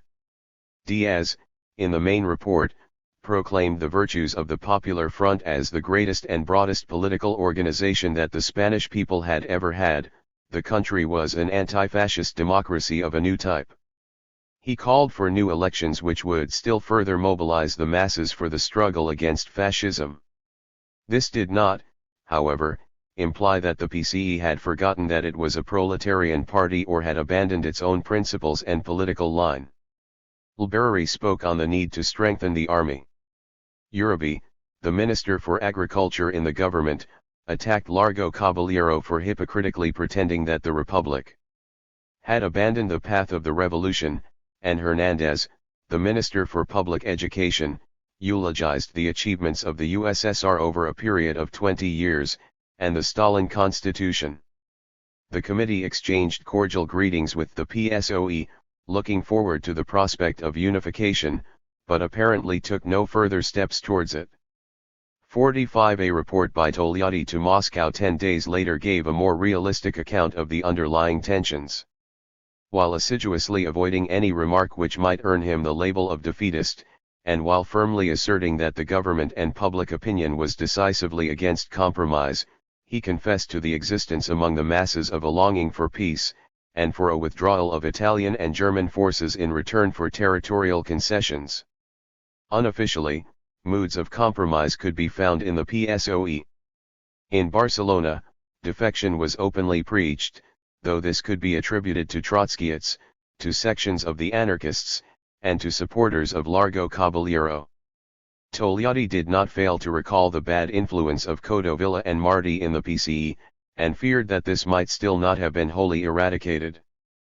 46 Everything turned ultimately, however, on the military prospect, and control of the army was at the core of every conflict.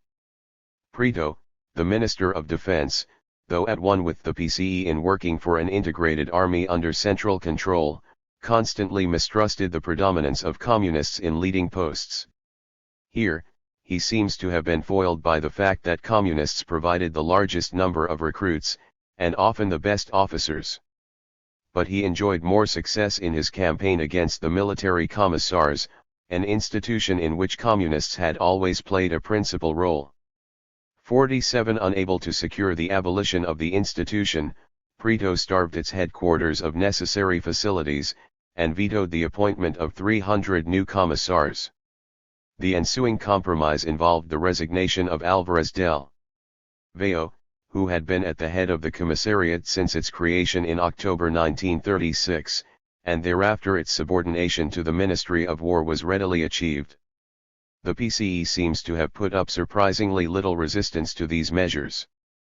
48 Later, the military disasters of 1938 were attributed by Soviet sources to the collapse and bureaucratization of the commissariat, the communists being replaced by incompetent people who had no revolutionary firmness, faith, or enthusiasm. 49 by May, 1938, 70% of the posts were said to have been left unfilled. 50 nor were the signals from abroad encouraging. In Britain, the annual Trades Union Congress and the annual Labour Party Conference in the autumn of 1937 repeated with complacent approval their unimpressive performances in the Spanish question during the past year. At the Trades Union Congress, Citron, in a wordy speech, introduced a resolution which deplored the denial to the Republicans by the British and other governments of arms and equipment to meet the fascist aggression, but relied for remedial action on the Council of the League of Nations. Nobody in the debate which followed had any fresh proposals to make. Why the Labour Party Conference unanimously adopted a resolution condemning the so-called non-intervention agreement, and demanding the restitution to the constitutional Spanish government of its right to purchase arms in order to maintain its authority. 52 In France, though the PCF was more vocal than the CPGB, effective support had also faded away. The fall of Gijón prompted a joint letter of the PCE and the PSOE addressed to the Second International and the Comintern, calling for a joint meeting of the two internationals to consider the question of aid to the Spanish Republic, on lines laid down at an embassy. 53. Thérèse and Kachin at once seized the occasion to address to de Brouckere and Adler a letter denouncing the odious so-called policy of non-intervention, a one-way blockade, applied in violation of international law at the initiative of the governments of the democratic countries, and reiterating the appeal for an immediate meeting of representatives of the two internationals. This drew the usual reply expressing sympathy in substance, but rejecting the proposed meeting. 54 A mass meeting in Paris in December, addressed amid scenes of enthusiasm by Ibarruri as well as by representatives of the three major parties of the French Popular Front, also offered nothing new. 55 That these demonstrations were regarded with some impatience in Moscow is suggested by a letter from Dimitrov to the PCE, of December 17, which insisted not only on the struggle against defeatists and compromisers, but on such practical tasks as the strengthening of reserves, and the improvement of supplies to the population. Chapter 7. The Taste of Defeat. It was perhaps the courage of despair which led the Spanish government in December 1937 to mount the largest Republican offensive operation of the Civil War against the provincial capital of Teruel, 200 miles east of Madrid, strategically a key point on the road from Madrid to the Mediterranean coast, which had long been in Franco's hands. The city fell after some savage fighting in mid-December, and was held by the Republicans until the end of February 1938. But its fall represented a temporary setback for Franco, rather than a serious defeat. A manifesto of the PCE of February 24, 1938, attempted to minimize the significance of its evacuation by Republican forces. But its retaking by Franco, after the exaggerated hopes engendered by its capture, was a bitter blow, and removed the last obstacle to Franco's breakthrough to the Mediterranean. By April 1938, 40 miles of the Mediterranean coast were in nationalist hands. Military defeat sparked off a governmental crisis. Togliatti reported to Moscow in January 1938 that relations with the PCE had improved, a little through pressure, a little through persuasion, but that party-state relations were still our weak point. 2. Friction between Prieto and the PCE had never been far beneath the surface, and Prieto was now openly branded in PCE circles as a defeatist. 3. In March the PCE sent to Negrin an elaborate set of proposals for the reform and reorganization of the army, which was obviously aimed at Prieto. 4. The situation was now desperate. Early in March, Aznar, apparently prompted by the French ambassador in Barcelona, called a special meeting of the government, to which he submitted proposals for peace overtures. 5. The parties of the left reacted sharply. On March 14, 1938, the PCE issued a radio appeal to the Spanish people for aid from all anti-fascists in achieving victory over Franco. 6. On the following day the Central Committee of the UGT and the anarchist CNT met and agreed on a program of common action, which included wider powers of central economic controls. 7. And on March 15, a mass demonstration in Barcelona, said to have numbered 200,000, called on Negrin to continue resistance and to remove from the government ministers who were no longer willing to defend the Republic, Prieto being the manifest target of attack. 8. At this moment, however, events elsewhere in Europe impinged on the fortunes of the Spanish Republic. On March 12, Hitler entered Vienna, and became uncontested master of Central Europe, Mussolini being reduced to the role of subsidiary ally. For the Western democracies, whose concern with Spain had already waned in the autumn of 1937, it now became even more of a peripheral interest in meeting the threat presented by Hitler. In one of its now rather rare comments on the Spanish situation, Pravda connected the fascist aggression in Spain with the conquest of Austria by German fascism and with events in Czechoslovakia, and once more denounced the two-faced policy of the French and British governments. 9. At the end of March, the British and French governments seemed to have suggested to Negrin that the time had come to look for a compromise settlement with Franco. 10. On the other hand, the need to overcome defeatist tendencies made it imperative to beware of the danger of weakening the Popular or National Front by any undue insistence on any kind of party doctrine. On March 29, Diaz addressed a letter of stern reproof to the party newspaper Mundo Obrero, which had published an article declaring that the struggle was between fascism and communism, and that the enemy against which the Republic was engaged in mortal combat was capitalism. 11. What happened behind the scenes in the Spanish government crisis of April 1938 is not fully recorded. Prieto was relieved of his office as Minister for War and, having apparently refused any alternative portfolio, resigned from the government. Negrin himself became Minister for War. Members of the PSOE predominated. But an innovation was the inclusion of a representative of the UGT, who became Minister for Justice, and a representative of the CNT, who replaced the communist Hernandez 12 as Minister for Public Education. But this loss of ministerial posts was balanced by the reappointment as Minister of Foreign Affairs of Álvarez del Valle who, though a socialist, was always reckoned as a strong supporter of Moscow. The Central Committee of the PCE set up a commission, significantly headed by Togliatti and Stpanov, to draft a program for the new government. The draft was submitted to a representative meeting of party leaders, as well as the leaders of other Popular Front organizations. After stormy debates it was approved, and published in the party press on April 30 in the form of 13 points. It was designed primarily to maintain the independence and integrity of Spain. It promised the defense of democratic and civil rights, including the rights of property and the free exercise of religious beliefs.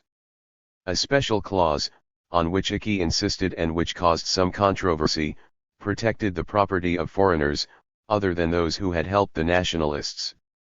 Any element that could be labeled communist, or even socialist, was rigorously excluded. It was aptly remarked that the 13 points represented the transition from the Popular to the National Front. 1S Togliatti reporting at this time to Moscow gave a somewhat contradictory view of the scene. The military situation was not good, and it was imperative to increase the supply of planes and arms. Negrin was in difficulties because he was accused of being a communist agent. The morale of the population was satisfactory, in spite of an extremely grave situation in Barcelona. The fifth column had been defeated, and there was no demoralization or disruption. 14. The customary May 1 proclamation of Icky for 1938 declared that the Spanish Republic is in danger, and repeated the empty appeal for united action with the Second and Amsterdam Internationals. 15. The party's Central Committee meeting in Madrid on May 23 to 25, 1938, could take only a sober view of the prospects. The situation of the Republic had deteriorated considerably. The most reactionary groups of the British and French bourgeoisie were ready to come to terms with the fascist aggressor at the expense of Spain. Nevertheless, the party declared its undiminished faith, in conjunction with all other anti-fascist forces, in the will of the popular masses to make Spain an independent, free, and happy country. The committee also sent a message of greeting and reassurance to Stalin. 16. The move of the capital to Barcelona symbolized the growing, and indeed almost exclusive, importance of Catalonia in republican strategy. As the area under the control of the Republic gradually contracted, and Franco's advance operations cut off Catalonia from the remaining territory held by the Republic, it became the one base from which any effective resistance could still be organized. But this made the situation of the Communists in Catalonia, and of the Communist-dominated PSUC, more delicate than ever. At a session of the Central Committee of the PSUC in June 1938, after Comarera, the General Secretary, had insisted on the need for joint action by the PCE and PSUC to counter maneuvers to separate Catalonia from the rest of Spain and break the united anti-fascist front, Alberari delivered another impressive appeal. She recalled that the PCE and the PSUC had, from the first, been committed to the defense of the democratic parliamentary republic, and rejected the view of some comrades who mistrusted the government program of the 13 points. The strength of the CNT should not be underestimated, and concessions might have to be made to the need for proletarian united action. All sectarianism must be avoided. So comprehensive an appeal suggested a large measure of desperation. 17. The reconstitution of the government in April 1938, which was a conscious attempt to overcome the defeatist moods engendered by the failure at Teruel and Franco's advance to the coast, enjoyed a larger measure of success than might have been expected. On July 26, 1938, Alberari spoke at another open-air demonstration in Paris, destined to be the last exercise of the kind. Passionate assurances of Republican victory, and cries of "Open the frontiers," seemed to belong to an earlier stage of the war, but were still heard with enthusiasm. 18. Humbert Draws, at the same moment, briefly revisiting Barcelona, depicted an extraordinarily optimistic atmosphere prevailing, at any rate in communist circles. Barcelona was like Moscow in the period of the Civil War. The people showed admirable qualities of endurance and courage. The victories on the Ebro would upset Chamberlain's plans built on the defeat of the Republic. 19. Early in August, Togliatti left on a visit to Moscow, and did not return to Spain until the middle of September. In Moscow it was a grim moment. The last of the public purge trials had ended with the execution of Bukharin and Rykov in March 1938. But the reign of terror, culminating in the execution or exile to Siberia of large numbers of army officers, officials, suspected dissidents, and members of foreign parties, was at its height. Togliatti may be presumed to have discussed the Spanish crisis.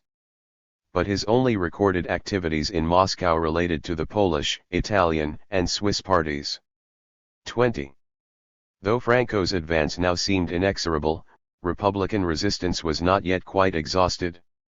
The last heroic Republican offensive of the war was an advance of the People's Army at the end of July 1938, from the north across the river Ebro, where for 2 or 3 months it successfully overran positions not very firmly held by Franco's troops. The Battle of the Ebro, celebrated as a Republican victory, disorganized and impeded Franco's projects for a final assault on Madrid. But more than this it did not achieve. The operation seems, like the battle for Teruel, to have been more costly to the attackers than to the defenders, and the disparity between the forces at the disposal of the combatants was increasingly apparent. In November, Negrin wrote a despairing letter to Stalin begging for an increase in military aid from the USSR. 21. No answer is on record. Madrid and Barcelona went hungry, though there was still plenty of food in the countryside. Moreover, by the time the Battle of the Ebro petered out, in November, the international situation had been dramatically transformed. When the battle was launched in August, it was still possible to speak, though no longer very plausibly, of the concerted Western and Soviet reaction to the threat of the fascist dictators. The Munich Agreement of September exploded this illusion. By way of corollary, it was clear that a Franco victory in Spain would cause no more than the mildest ripple on international waters.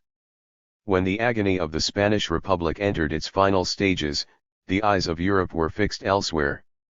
The intangible repercussions of the Munich Agreement throughout Europe affected Spanish Republicans in 2 ways. They showed more clearly than ever that Spain had now been relegated to an insignificant place in the preoccupations of the European powers, and also that no future efforts to sustain the democratic cause in Spain could be expected from those who had so easily abandoned it elsewhere. Diaz, on October 5, 1938, wrote in the journal Frente Rojo, "What occurred in Czechoslovakia is a defeat for the international proletariat, a defeat for the forces of democracy and peace. Fascism has won a victory." 22. Nor did the repercussions in the European parties of the left bring any aid or comfort to the Spanish Republicans. According to a report by Togliatti, the parties of the Second International were bringing covert pressure to bear on the Spanish government and on the PSOE to come to terms with Franco. The British Trades Union Congress already in September 1938 made much of its generous contributions to an international solidarity fund providing relief to the suffering Spanish people. But an appeal from the UGT for political support received short shrift. It was the eve of Munich, and other international issues dominated the scene, leaving little attention for the death throes of the Spanish Republic. 23. Largo Caballero visited the Labour Party leaders in London, and Zyromsky of the SFIO visited the leaders of the PSOE in Spain. Adler also came to Spain in December for conversations with Negrin. The result of all these journeyings was to sour relations between the PSOE and the PCE, and to represent the PCE as the enemies of peace. 24. Basteiro, the old and long discredited leader of the right wing of the PSOE, emerged from retirement to propose the formation of a government acceptable to France and Britain. By implication, this would have been a government which excluded communists and sought an accommodation with Franco. 25. The reconstruction of the Negrin government in April 1938, and the 13 points of April 30, had marked the final abandonment of any revolutionary element in the Republican program, and identified the Republican cause with the defense of the national independence and integrity of Spain against fascist assailants who relied primarily on foreign aid. It was part of the same process which had transformed the original international brigades into predominantly Spanish units integrated into the National Army.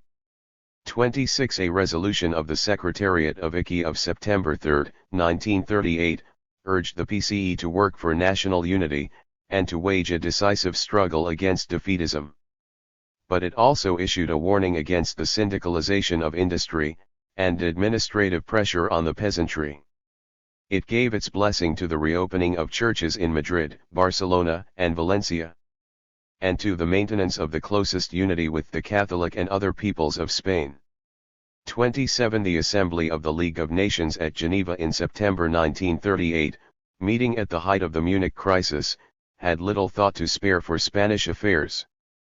But Negrin, in his speech on September 21, scored a point by proposing the withdrawal of all foreign volunteers from Spain, to be supervised, in place of the manifestly impotent Non-Intervention Committee in London, by the League of Nations. It is unlikely that this move impressed the Italian or German authorities. But the Negrin government now set to work seriously to repatriate the volunteers serving in the international brigades. A farewell parade, addressed by the irrepressible Ibarruri, was held in Barcelona on November 15, and some 10,000 volunteers left for their respective countries under the watchful eye of a League of Nations commissioner.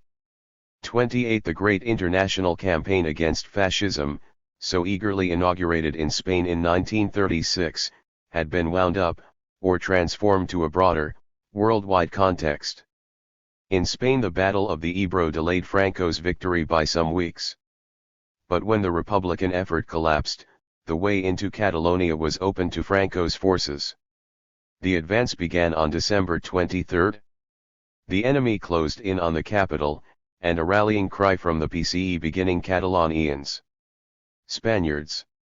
The fatherland is in danger was no more effective than a joint appeal of the UGT and the CNT to all workers in Europe and America, or a particularly emotional manifesto, presumably drafted in Moscow, but issued in the name of the communist parties of the principal European countries, as well as of the United States and Canada, addressed among others to Catholics, Protestants, Jews, believers and non-believers who love peace. 29. Thérèse, at the National Conference of the PCF on January 21, 1939, enumerated the many vital issues which separated the party from the Daladier government, but exclaimed, "The decisive question at this moment for France is to save Spain. Open the frontier. Help Spain. Our reservations on your general policy remain. But if you open the frontiers, we are ready to support you." 30. On January 26, 1939, the first nationalist tanks rolled into Barcelona. The indiscriminate massacre of Republicans went on for some days. The population, war-weary and hungry, accepted the inevitable.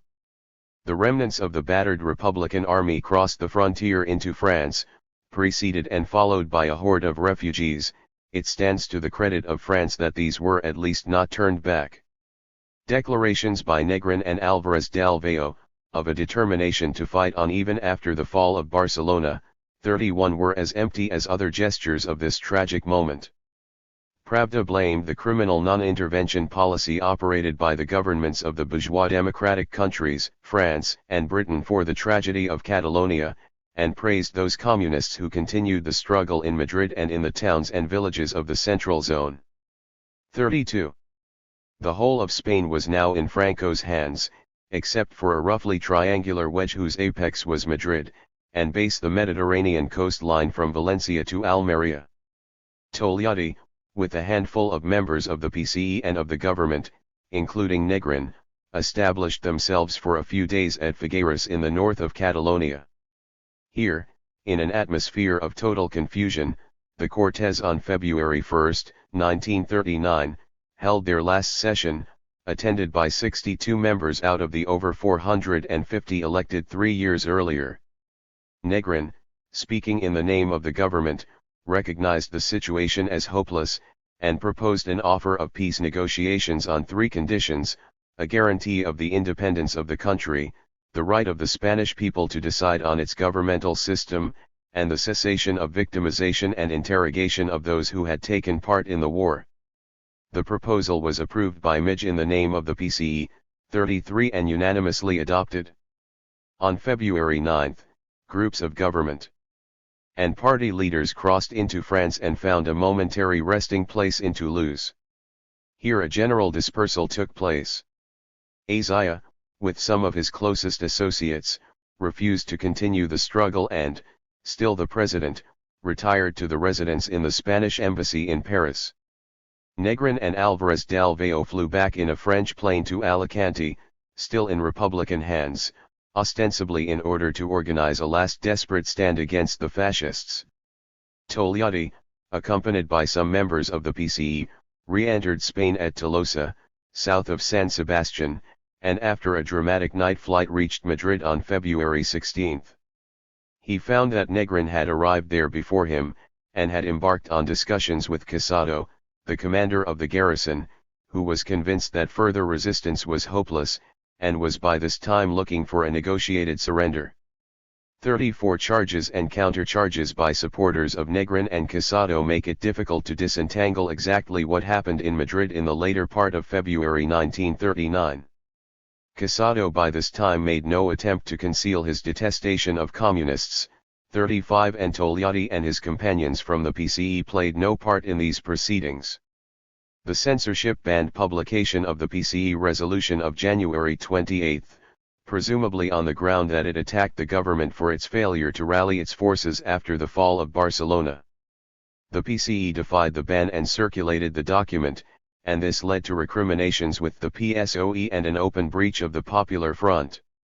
The Communists were branded as the only party which was not in favor of peace, and enjoyed little sympathy or support.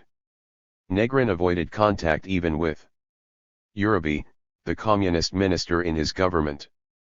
36 The Politburo of the PCE in Madrid attempted to retrieve its position by a manifesto of February 22 which claimed that peace did not mean surrender, but could be achieved on the basis of the 3 conditions of the government statement in the Cortes on February 1.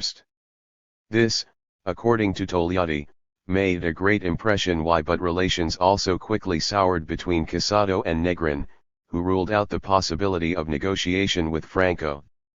A meeting of the government on March 1 showed that most of its members wanted to negotiate, and Negrin tried in vain to stem the polemics against the communists. 38 A few days later, Negrin and his ministers, now in a state bordering on despair, left Madrid and settled in the small town of Elda, a few miles inland from Alicante, destined to be the last resting place of the Republican government in Spain. Casado's patience was now exhausted by Negrin's hesitations and reservations, and on the night of March 5 to 6, in a radio address, he announced the formation of a Council of National Defense, which included General Mayaja, the veteran right-wing socialist Basteiro, and representatives of the CNT and UGT, and promised the people of Madrid and the army a well-deserved and honorable peace. 39. It was a fruitless exercise. Communist units, knowing too well the fate which awaited them in the event of surrender, refused Casado's call to lay down their arms, and fought fiercely to the last. Franco turned a deaf ear to any suggestion of negotiations, and would be content with nothing short of total and unconditional surrender. But Casado's defiance marked the effective demise of the Negrin government. A telephone conversation between Elda and Madrid ended in a declaration of war between the two men. Negrin formally dismissed Casado from his command. Casado formally repudiated an authority which in fact no longer existed. 40.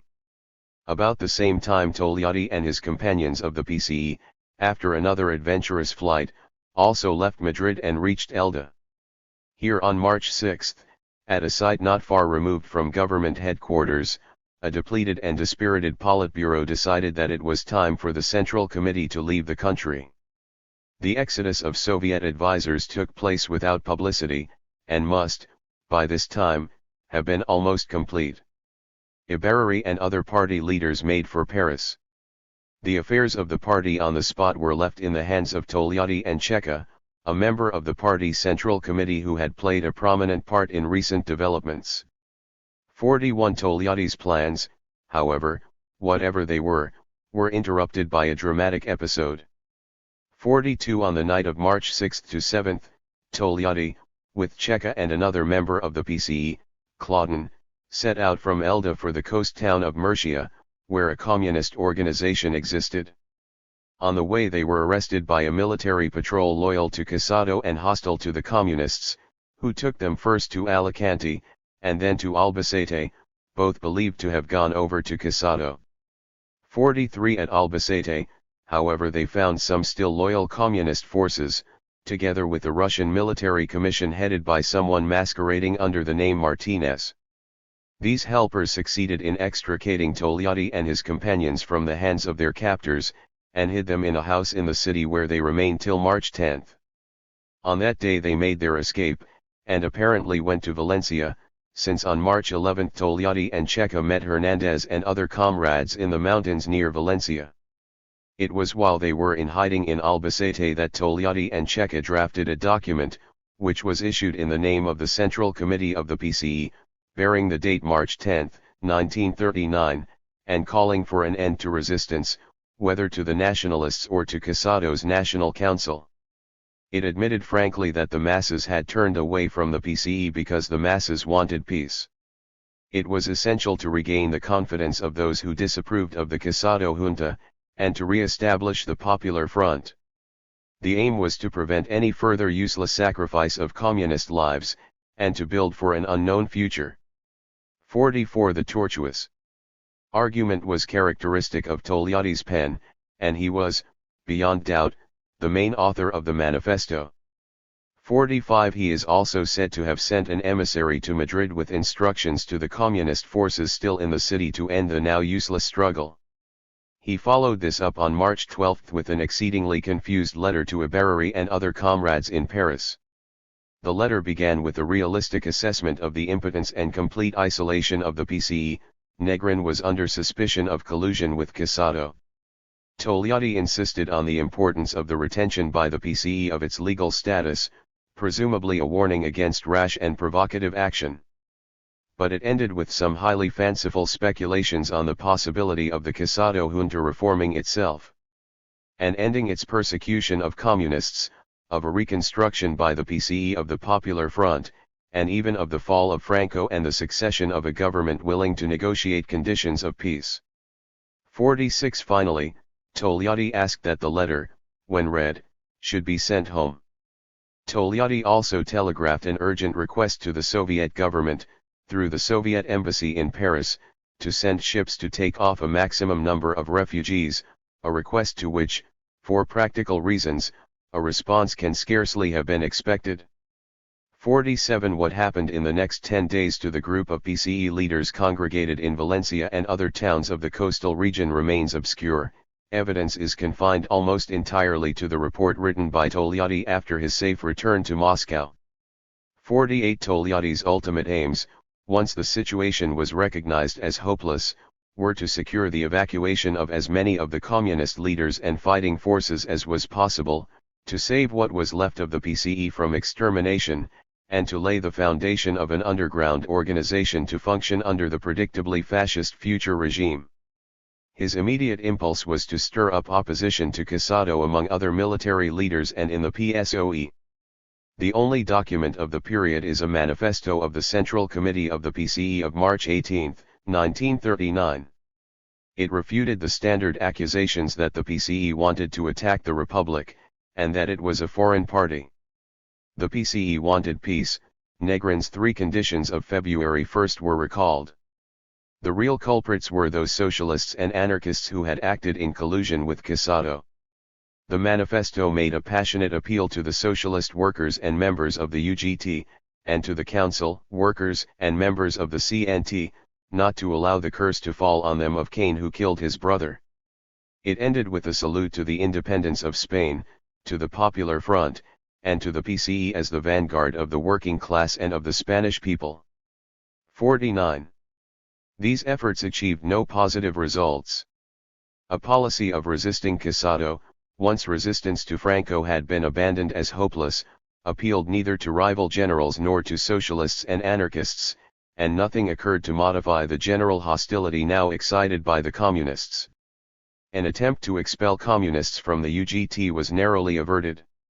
The rank and file of the PCE, on Togliatti's testimony, did not in the last period acquit itself well. The leaders realized that nothing was left to them but to save their own skins. A new party center, presumably to direct underground work, was set up in Valencia. Togliatti and a select band of leaders Togliatti names Hernandez, Checa, and Uribe arrived on March 21 at Cartagena, which, after the Casado coup earlier in the month, was believed to have returned to communist allegiance.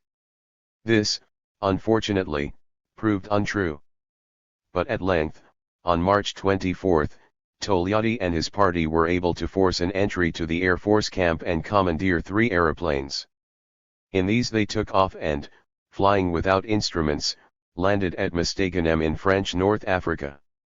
Togliatti, now equipped with a Chilean passport, took ship at Oran for Marseilles, crossed France to Le Havre, and there embarked on a Soviet ship on which Barary and other Spanish communists from Paris also traveled. They arrived in Leningrad sometime in May. 5 degrees. If the instruction of March 10, 1939, to end the fighting ever reached the communists in Madrid, it was not obeyed. Communist military units fought desperately to the last, and delayed the final surrender of the city till March 29. It was followed by a predictable reign of terror. The coastal towns surrendered without resistance a few days later.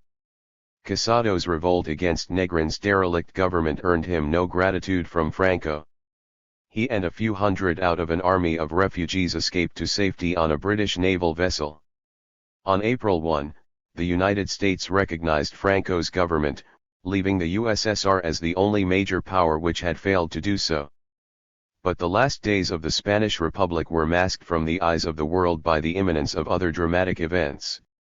Stalin, in his major speech to the 18th Soviet Party Congress on March 10, 1939, mentioned Spain in passing only as one of the targets of German and Italian territorial ambitions.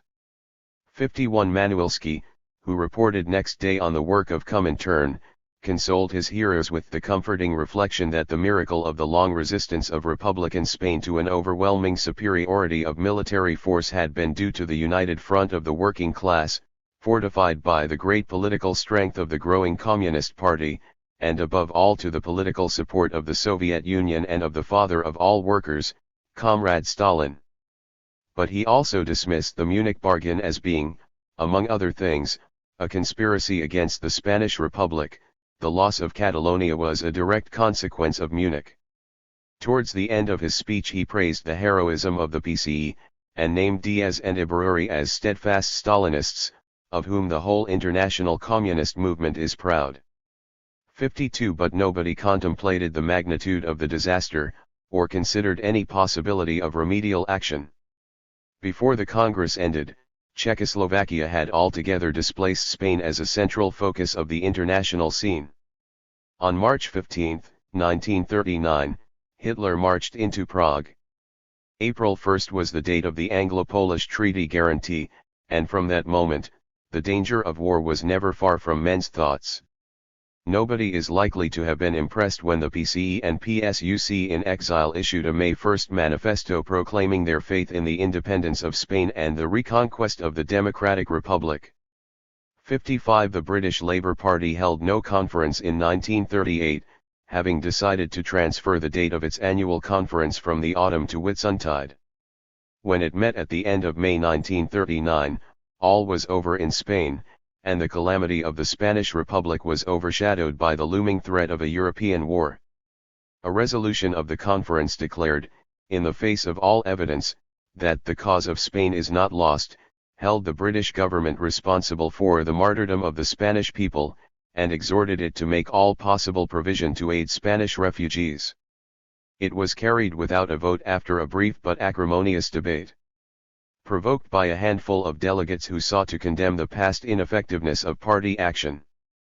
But few consciences were seriously ruffled in the process. 54 From this time Spain was no longer a political issue, and raised only humanitarian questions of aid to refugees. At the end of January, the Secretariat of ICI had already proposed a non-political international committee of public figures to deal with the question. 55 An international committee was formed in Paris to relieve the misery and scandal of the French internment camps in which Spanish refugees were herded. The total number is said to have reached 325,000. An international conference was held in Paris on July 15 to 16, 1939, heralded by a well-publicized appeal by Hernandez, who quoted Manuelski's tribute to those who had fought in defense of the Republic, and urged that the refugees should be released from the concentration camps and organized as a force of resistance to fascism throughout the world.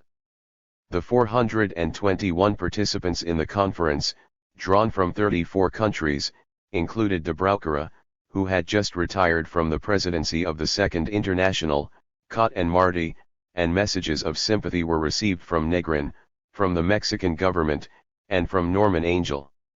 The conference passed a resolution appealing to the consciences of all men and all free peoples on behalf of the refugees and of members of the international brigades who could not return to their own countries, and informal quotas were drawn up of numbers which each country might be asked to receive.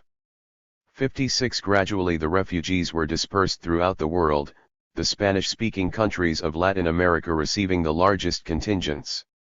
By August 1 Mexico had received 6,500 refugees. 57 About 8,000 are said to have settled in the USSR.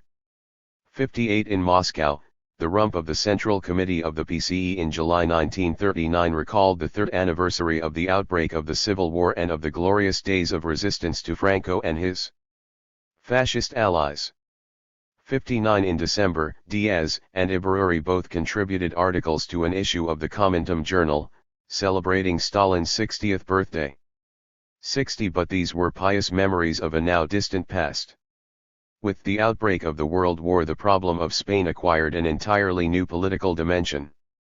The significance of the Spanish Civil War in the history of Comintern is that it provided a strikingly dramatic testing ground for the doctrine of the United Front, which had slowly gained ground in Comintern in the early 1930s and had been formally adopted, amid scenes of enthusiasm, at its 7th Congress in 1935.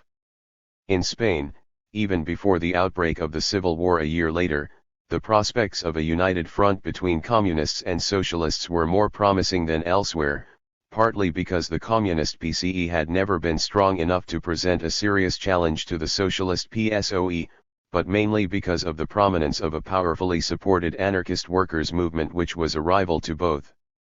The Civil War, which made resistance to Franco a paramount need, not only promoted the united front between PSOE and PCE, but paved the way for partially successful attempts to draw the anarchists into the fold.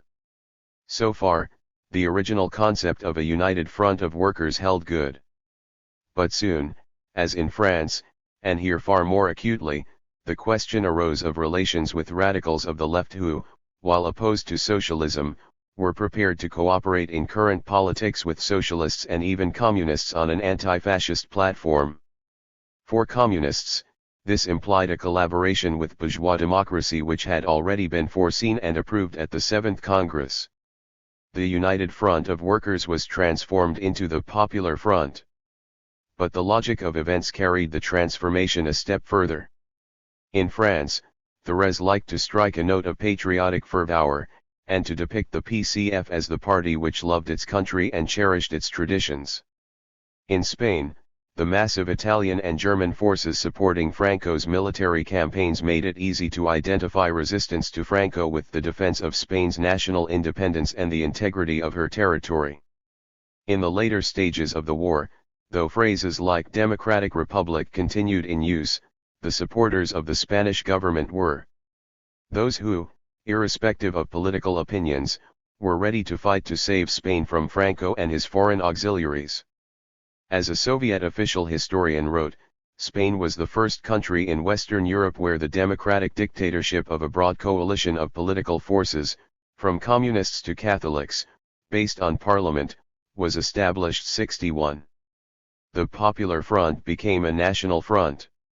These successive transformations, however, though they occurred almost as a matter of course, did much to confirm the apprehensions of those purists in Comintern who had feared the dilution of communist doctrine inherent in the advocacy of the United Front. The false dawn of revolution in Central and Western Europe after 1919 faded. The confident belief in Moscow, that the Russian Revolution was the first stage in a European or world revolution, proved illusory. Yet it remained enshrined, ideologically, in the party creed and, institutionally, in the worldwide organization of Comintern, and could not be lightly abandoned. Stalin discounted it from the first. By the 1930s he regarded it as a positive nuisance and as an obstacle to a prudent policy designed to protect the interests of the USSR.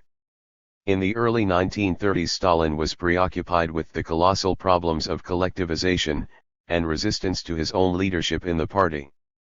It is unlikely that foreign affairs attracted much of his attention. But Hitler's seizure of power, and Dimitrov's dramatic performances, brought the issue back into the limelight, and in the course of 1934 Stalin encouraged Litvinov's attempt to secure rapprochement with the Western powers, and moved towards support for Dimitrov's policy of the United Front against fascism and war. From the end of 1934 he patiently assumed this line, ably seconded by Dimitrov, and it became official policy at the 7th Congress of Comintern. In the year which separated that Congress from the Spanish Civil War, opposition to the new line was gradually worn down and crushed. Long before the war in Spain reached its final stages, any ideological element that smacked of socialism or communism had been sedulously eliminated from the program of the government ardently supported by the PCE and Comintern. The program indeed contained points directly opposed to communist doctrine. Nor was play any longer made with the theoretical argument that support for bourgeois democracy was a first stage on the road that led to a socialist revolution. The issue was one of pure expediency. The more desperate the situation became, the more evident it was that everything must be done, and everything sacrificed, in order to strengthen flagging resistance to Franco. The issue of the subordination of Comintern to the interests of Soviet foreign policy was ever present in Spain. But in the end, both Comintern and the Soviet government were concerned to prevent Franco's victory, yet neither had at their disposal adequate means to achieve this purpose. In one significant respect Comintern and Soviet policy in Spain represented a landmark. Guidance from Comintern to foreign communist parties had been familiar from its earliest years, and had increased in intensity as time went on. But never before had a party so small and obscure as the PCE before 1936 been so rapidly promoted to a predominant role in the affairs of the state.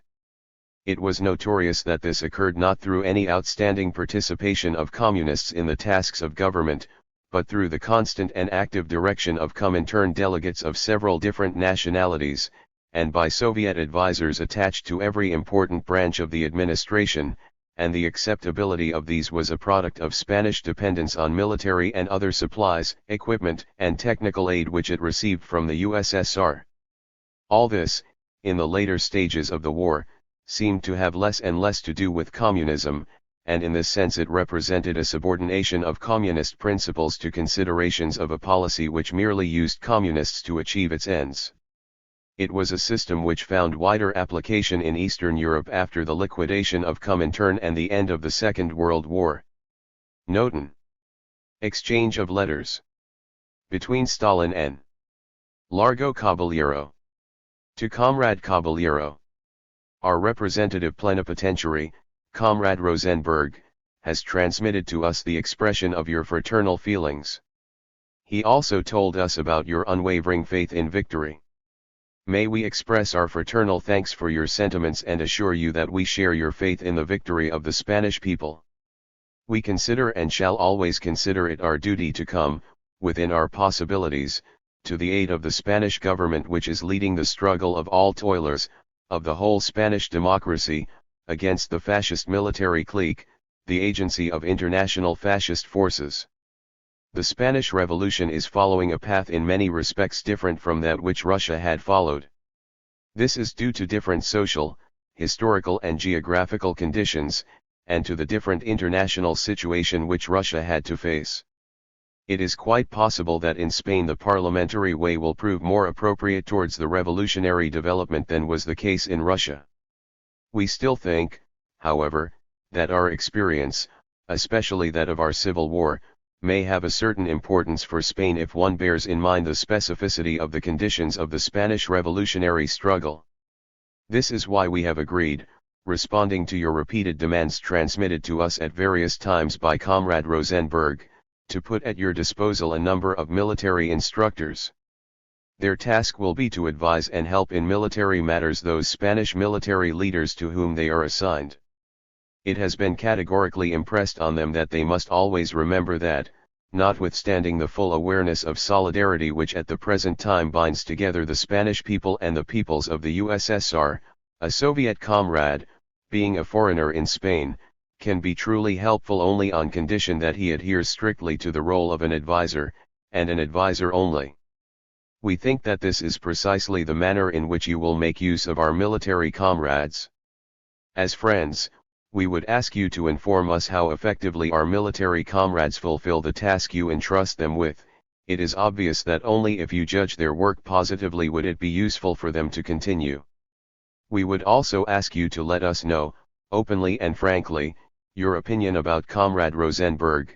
Is the Spanish government satisfied with him or should he be replaced by another representative? And here are 4 pieces of friendly advice for your consideration. 1. One should pay attention to the peasantry, which, in such an agrarian country as Spain, is of great importance. It would be advisable to issue decrees relative to agrarian problems and to taxation which would be favorable to the peasantry. It would also be advisable to attract the peasants to the army or to organize partisan peasant detachments at the rear of the fascist armies. This would be facilitated by decrees furthering the interests of the peasantry. 2. The petty and middle urban bourgeoisie should be attracted to the government side and be given at least the chance to occupy a neutral position, which would favor the government, by protecting it from attempts at confiscation and securing as far as possible the freedom of trade. Otherwise these strata will follow the fascists. 3. The leaders of the Republican Party should not be repulsed, but on the contrary, should be drawn in, brought nearer and associated with the common exercise of government. It is especially important that the government should secure the support of Azaya and his group and that everything should be done to help them in overcoming their vacillation. This is necessary in order to prevent the enemies of Spain from regarding it as a communist republic and to forestall their intervention, which would constitute the greatest danger to the Republic of Spain. 4. It would be advisable to find an opportunity to state in the press that the Spanish government will not condone any action against the property rights and the legitimate interests of those foreigners in Spain who are citizens of states which do not support the rebels. December 21, 1936. Fraternal greetings. Friends of Republican Spain. Stalin, Molotov, Voroshilov. Letter from Largo Caballero to Stalin, Molotov, and Voroshilov. Dear comrades. The letter which you were so good to send me through Comrade Rosenberg gave me a great deal of pleasure. Your fraternal greetings and your fervent faith in the victory of the Spanish people gave me profound satisfaction. I wish, on my part, to respond to your heartfelt greetings and to your fervent faith in our triumph by sending you the expression of my warmest sentiments.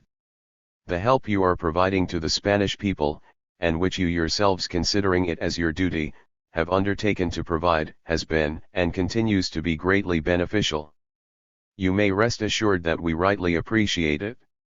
From the bottom of my heart, and in the name of Spain, and especially on behalf of the workers, we assure you of our gratitude. We trust that, as in the present, so also in the future your help and advice will continue to be available to us. You are right in remarking that there are substantial differences between the developments which followed the Russian Revolution and those which follow ours. In fact, as you yourselves note, the circumstances in which the two revolutions occurred differ, the historical conditions of each people, the geographical position, the economic situation, the social and cultural development and, above all, the degree of political and trade union maturity are not the same. But, in answer to your other remark, one should perhaps state that, whatever may be the future of the parliamentary form, it does not possess among us, or even among the Republicans, enthusiastic defenders. Those comrades who, responding to our call, came to our aid, are rendering us great services. Their vast experience is useful to us and contributes notably to the defense of Spain in her fight against fascism. I can assure you that they are bringing to their task genuine enthusiasm and extraordinary courage. As to Comrade Rosenberg, I can say in all sincerity that we are satisfied with his behavior and activity. He is liked by everybody here. He works hard, so hard that this affects his already undermined health. I am very grateful to you for your friendly advice contained in the latter part of your letter. I regard it as a proof of your friendship and your concern with the successful outcome of our struggle. The agrarian problem in Spain is, indeed, of exceptional importance. From the first, our government took it upon itself to protect the peasants by improving their living conditions enormously. Towards this end, important decrees were announced. Unfortunately, certain excesses in the countryside could not be avoided, but we earnestly hope that they will not be repeated. The same should be stated concerning the petty bourgeoisie, which we have respected by constantly proclaiming its right to exist and develop. By defending it against the attacks to which it might have been exposed at the beginning, we are trying to attract it to our side. I completely agree with what you say about the Republican political forces. We have, in all circumstances, associated them with the tasks of the government and with the struggle. They participate largely in all political and administrative bodies, local, provincial and national. What happens, however, is that they themselves do practically nothing to define their own political individuality. As to the property of foreigners established in Spain who are citizens of countries which do not help the rebels, their rights have been respected and interests safeguarded. That has been stated on several occasions, and we shall continue this policy. I shall certainly restate this worldwide at the first opportunity which presents itself. Valencia, January 12, 1937. Frat M. All greetings. Francisco El Caballero. Excerpts from Palmero. Tagliatelles Confidential. Reports to the headquarters of the Communist International. Moscow. Report of July 8, 1937. 2. During the discussions with the LSI representatives, have endeavored to send you direct information almost every day, either by telephone or in the cables transmitted back by our delegation. I shall continue to utilize these means of communication to keep you informed about the development of the discussions, which will resume tomorrow evening, July 9, between de Brouckere on one side and Thérèse and Kakin on the other. I am taking advantage of the opportunity that has presented itself today to send you a few impressions of a general character on the most urgent questions. First of all, NMSA and relations with the LSI. The result of the NMSA meeting was a surprise, especially for our French friends who, influenced by the fairly tense situation that prevails in their party's relations with the SFIO, undoubtedly took for granted a completely negative response from de Brouckere and Adler. The protocol of the NMSA meeting undoubtedly represents a step forward in our struggle for international unity of action, but I want to warn you against any excessively optimistic interpretation. It is worth underlining that what was achieved at NMSA was achieved without any great effort on the part of our delegation. De Brouckere and Adler arrived at NMSA with a communiqué they had already drafted, refused any new formulation that might signify a precise commitment to concrete joint action, and accepted only a few minor improvements in the form of the text they had drawn up in advance. But they were very friendly to our comrades, spoke openly of their disagreement with the English, the Dutch, etc., spoke openly about their resignations, saying that these had been provoked by a difference of opinions concerning the problem of united action, and also added that the joint communiqué must be drafted in very moderate terms so as not to allow the others, their successors, to ruin everything. I think this attitude means that de Brouckere and Adler had no intention of abandoning their positions as president and secretary. By coming to an MSA and signing the joint communiqué they wished, first and foremost, to give satisfaction to the Spaniards and prevent the Spanish Socialist Party from moving away from the LSI, but at the same time they were preparing the ground for the compromise that was reached at the Paris meeting. At the Paris meeting it seems that de Brouckere caused a great stir behind the scenes, even saying that he was ready to leave for Moscow to meet Stalin and continue the struggle for unity, but he did not take any decisive action. The great majority was against him. Cordero *, representing the Spanish party, was likewise unable to struggle to defend his party's positions favoring international unity of action. But on the other hand the English, Dutch, and other rightists showed they were well aware how impossible it was for them, in the existing situation, to dispense with de Brouckere and Adler. That would have meant the LSI becoming totally discredited in the eyes of the masses, and perhaps before long a split in the LSI. This is why they accepted the compromise. They did not disavow an MSA, but they undoubtedly laid down as a condition that de Brouckere should take no further steps towards an understanding and joint action with us. So an MSA was, one, a result of pressure from the masses, and first and foremost of the pressure exerted on figures like de Brouckere by the Spanish working class organizations, two, an episode in the internal crisis through which the LSI is passing. An MSA does not as yet mean that the positions of the reactionary elements in the LSI, the enemies of the United Front, have been greatly weakened. Consequently, it will not now be easy to take new steps forward in the direction of a genuine and effective joint action. There is a danger that the modest positive result achieved may be nullified by a reaction from the rightists. Future advances can be the result only of continuous, tenacious activity carried out systematically and intelligently, a mode of action which clings onto the little that has been achieved, and avoids giving any pretext to the reactionary elements who will do everything possible to reduce that little to nothing. In this, we must rely much more than we have hitherto upon the independent work of our parties. This is the main conclusion to be drawn from all that has happened so far. And I stress this conclusion, because I am afraid that the meetings, an MSA, the joint communiqué, etc. have created a different conviction within our parties. I am afraid there has been created within our parties a state of mind of more or less confident expectation regarding the development of our discussions with the LSI, etc. This state of mind is dangerous. The new conversations will undoubtedly give us something, but nothing decisive as yet, and the stronger the pressure from below the more they will give us. Note B91. Report of August 30, 1937 3.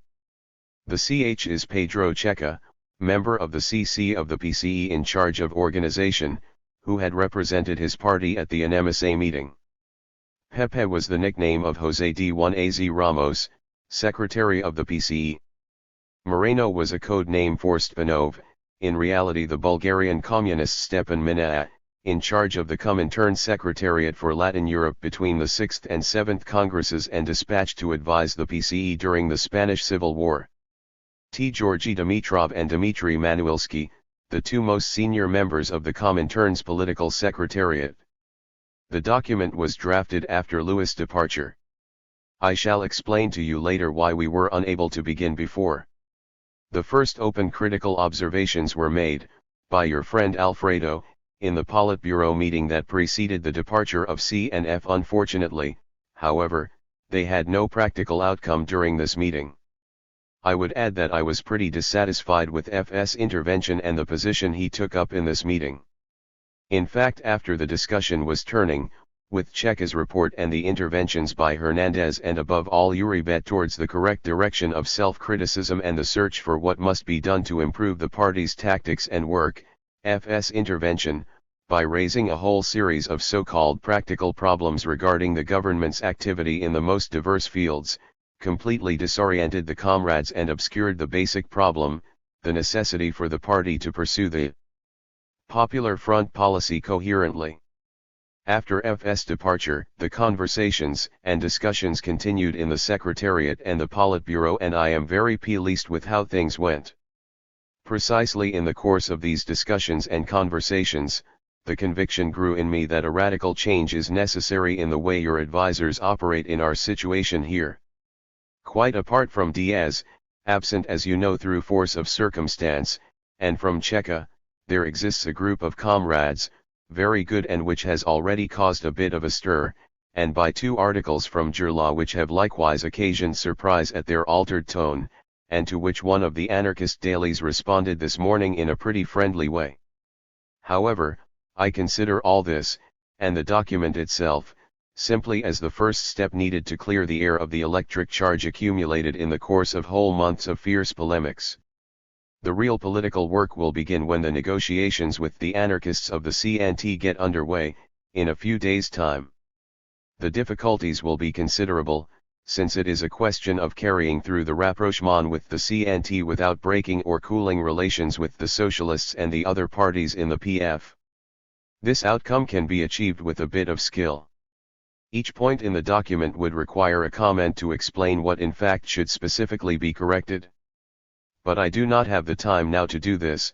Moreover, I am not sure whether matters are clear to you after the discussions with Checa and with F. I want only to emphasize that, in my view, the party's activity must undergo a double correction, on the one hand, in the direction of consistently putting the Popular Front policy into practice, on the other, in the direction of giving ever greater importance within the party's overall policy to the defense of the immediate interests and the aspirations of the working class, rural laborers, and poor peasants naturally within the framework of the Popular Front policy. The question of work within the unions, where we are still lagging far behind and things are not going well, is not raised here. I have been here for more than a month, and never once has a trade union question been discussed by the Secretariat.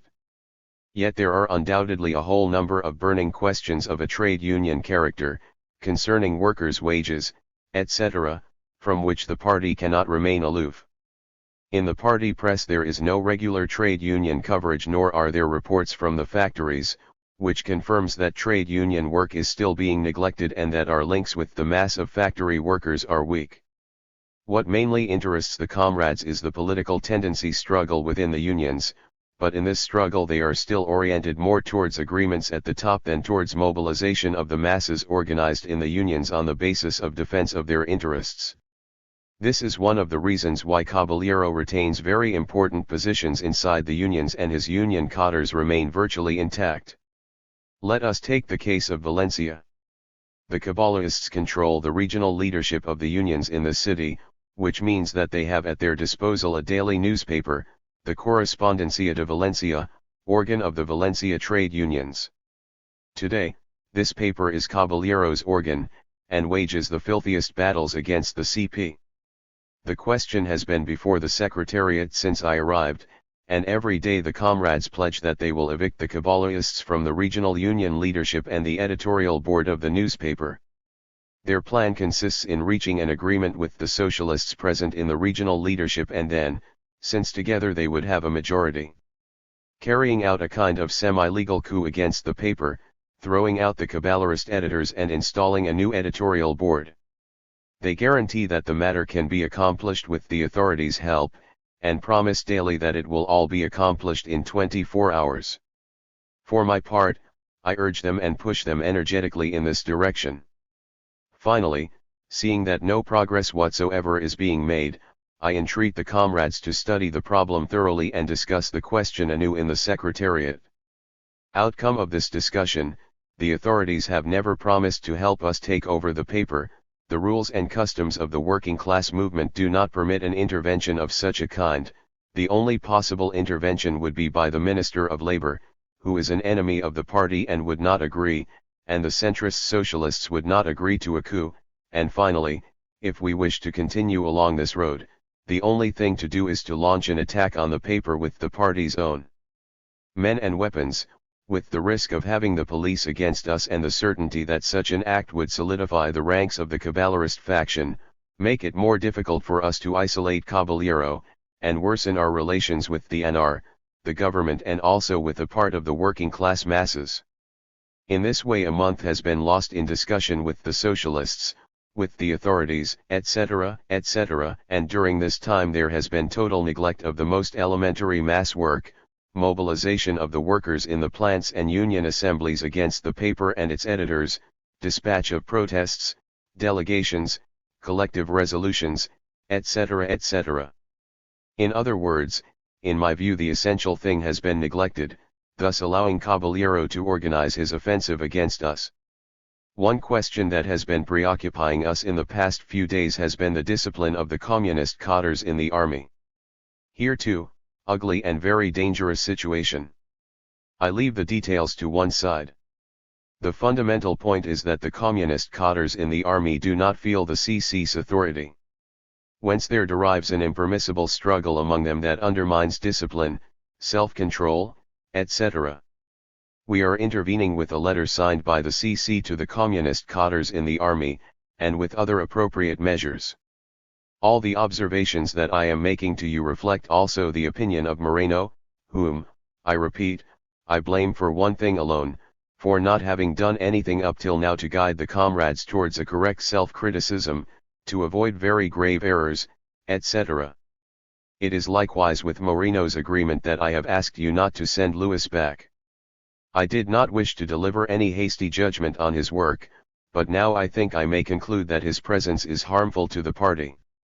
Reasons: he is the main person responsible for the fact that the P over these past few months has not carried out a consistent policy of popular front, rapprochement with the anarchists and isolation of Caballero. The way in which he posed the main problems could only disorient the party. Personally I consider him the main person responsible for the light-minded way in which party polemics have been conducted in the press, delivering blows right and left without any plan, in such a way as to make impossible any logical and coherent development of political action, aimed at isolating open enemies and consolidating the popular front, because his presence prevents the CC from working well, by destroying in comrades any sense of responsibility, critical spirit, etc. I think that by the time you receive this letter you will already have taken a decision on the matter, but given the seriousness of the problem I am keen that you should nevertheless know my opinion. It is my opinion that we have made a most serious error in leaving the SPP in such a situation, under LS tutelage. My warmest greetings. ER. Report of March 12, 1939 4. Valencia. Sunday, March 12, 1939. Dear friends. As today is the first day of relative calm since our separation, and the possibility has come up of a comrade's departure for France, I am preparing these brief sheets to inform you as precisely as possible about our situation and the general situation in the country. I believe you are already aware of the fact that, shortly after your departure from the airfield, the latter was surrounded by assault and SIM units which, without daring to launch an attack, had watched the 3 planes take off. Unfortunately, these units arrested us as we were attempting to get onto the road to Murcia without passing through the checkpoints, and shut us up in the town hall at Monavar. In the morning they took us to Alicante under arrest, and there throughout the day our situation was very uncertain, the alternatives being a long period of detention, release, or a paseo. It seems that during the preceding 24 hours a number of comrades from Alicante and other detainees had been paseados. The party offices were under occupation by the police. Finally we succeeded in convincing the SIM commander to free us and take us to Albacete under his protection. Our car, weapons, driver, escort, and guerrilla fighters, all lost. At Albacete we succeeded in contacting Valcárcel, who secured a room for us in the house of an unknown comrade, but Valcárcel himself and this comrade were arrested just as they were leaving the house where we lay, and so far they have not reappeared.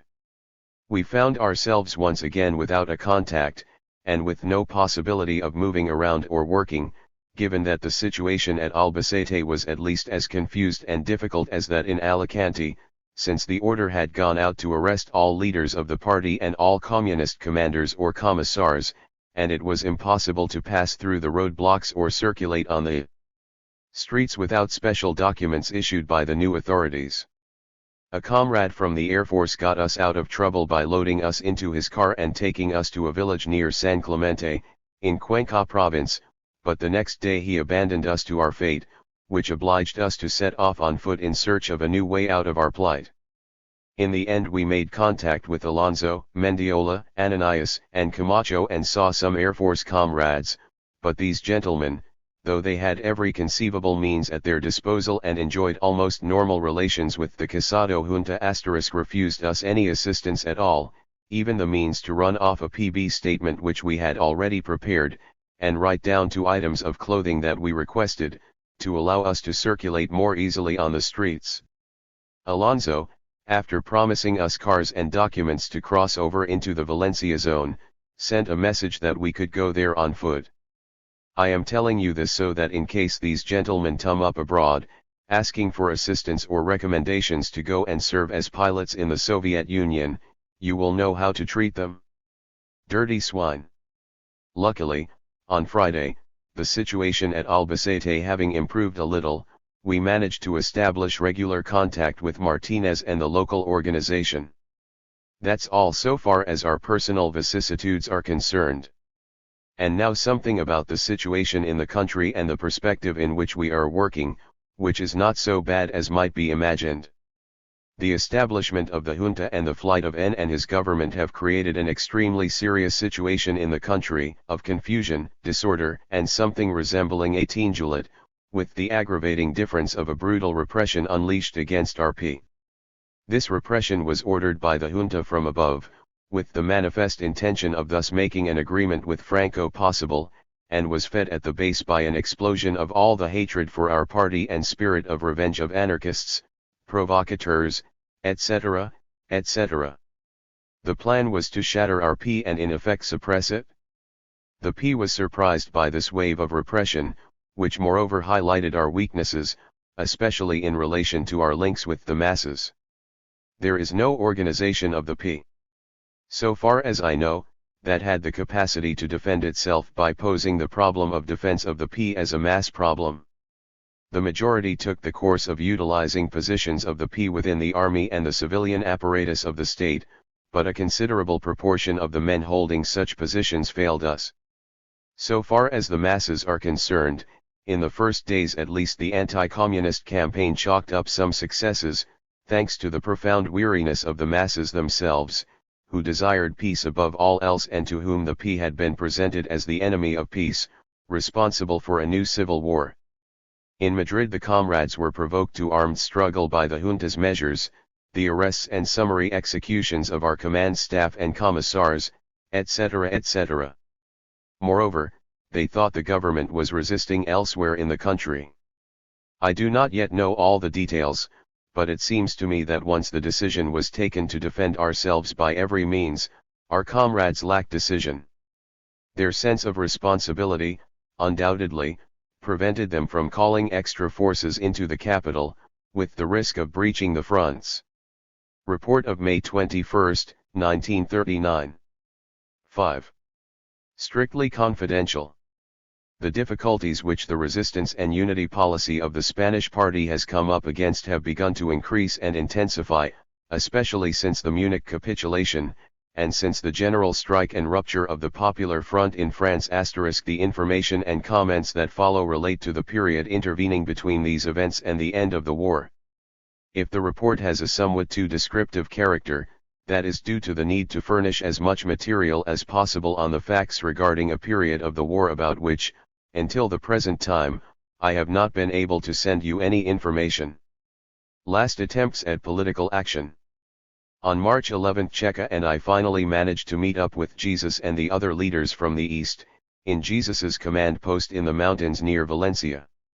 We studied the situation, and all came to the conclusion there was nothing more to be done on the path of armed struggle, but that there was still some minimal possibility of altering the situation in our favor, by basing ourselves on a number of elements who, though they had helped the junta in the first few days, were now dissatisfied, realized that they had made an idiotic blunder, since Casado did not have peace all wrapped up as he had given them to understand, and above all wished to go back to collaborating with the Communist Party. We decided to test this possibility. Among these elements were, General Menendez, Commander-in-Chief of the whole army, the Republican Just, from Valencia, the Socialist Rodriguez Vega. Menendez stated that he did not want to rebel against the junta, but he let it be understood that, if we brought Mayaja to Valencia plus it would be possible to organize a political action against Casado. We tried to do this, but Casado scented the danger and prevented Mayaja from leaving Madrid. The contacts with Menendez and Just to try and alter the situation lasted several days. But the perspective that we still possessed vanished completely after Menendez's trip to Madrid, around March 15. It was the socialist Carrillo in league with the most virulent anti-communists of the whole country and on Casado's direct orders, who managed to gain control of the situation and made Menendez pull back, threatening him with dismissal. But this final attempt at political action brought us many positive consequences. First, protected as we were in Valencia by Menendez himself, it allowed us to work a bit more freely and link up with almost all the base organizations, the better to organize evacuation of our cadres. Secondly, it allowed us to avoid our soldiers being expelled from the army and at once arrested everywhere. Menendez refused to do that. Thirdly, it was possible to avoid expulsion of the communists from the UGT. During a meeting of the UGT leadership held in Valencia, Vega made a block for this purpose with our comrades, against the Cabalists who were calling for expulsion. Fourthly, it allowed us to utilize a few legal possibilities for evacuating our cadres. Fifthly, it allowed us to carry out a real mass distribution of the party manifesto drafted between the 16 and 17, which contained a complete historical and political assessment of the situation in which the war was drawing to a close. And finally, it allowed us to retain important and very useful positions at Cartagena till the very end. The party's base organizations did not respond well during this last period. Isolated from the masses, expelled from the Popular Front, town councils, and everywhere, the comrades were very fearful of any action or statement. In the practical work, the abrupt change in the situation had disoriented almost everyone. Accustomed to power and the possibilities for action that this offered, they were no longer able to act swiftly in a situation of semi-illegality. It is necessary to signal as a splendid exception the energetic attitude of one comrade, a member of the Municipal Council of Valencia, who denounced Casado's treachery with extraordinary vigor in the council chamber. He was thrown into prison, and I do not know where he is now. In Valencia, following the orders received, we established a new party leadership made up of the following comrades: Larrayaga, Rosas, Sosa, Navarro Ballesteros, Montolan, Pinto, a youth leader. During the last few days we worked with this new leadership. Around March 20th, when this new leadership had already organized its work, we received a message to go to Cartagena where there was a possibility of getting out. Jesus was already on the spot. When we arrived we discovered that this possibility did not exist, and on the morning of March 24th we were obliged to seize an airfield and 3 planes by force. Having left Totana at 6, we landed at about 10 in Mostaganem. With me were Jesus Hernandez, Checa, Dieguez, Uribes, Palau, Virgilio Llanos, etc.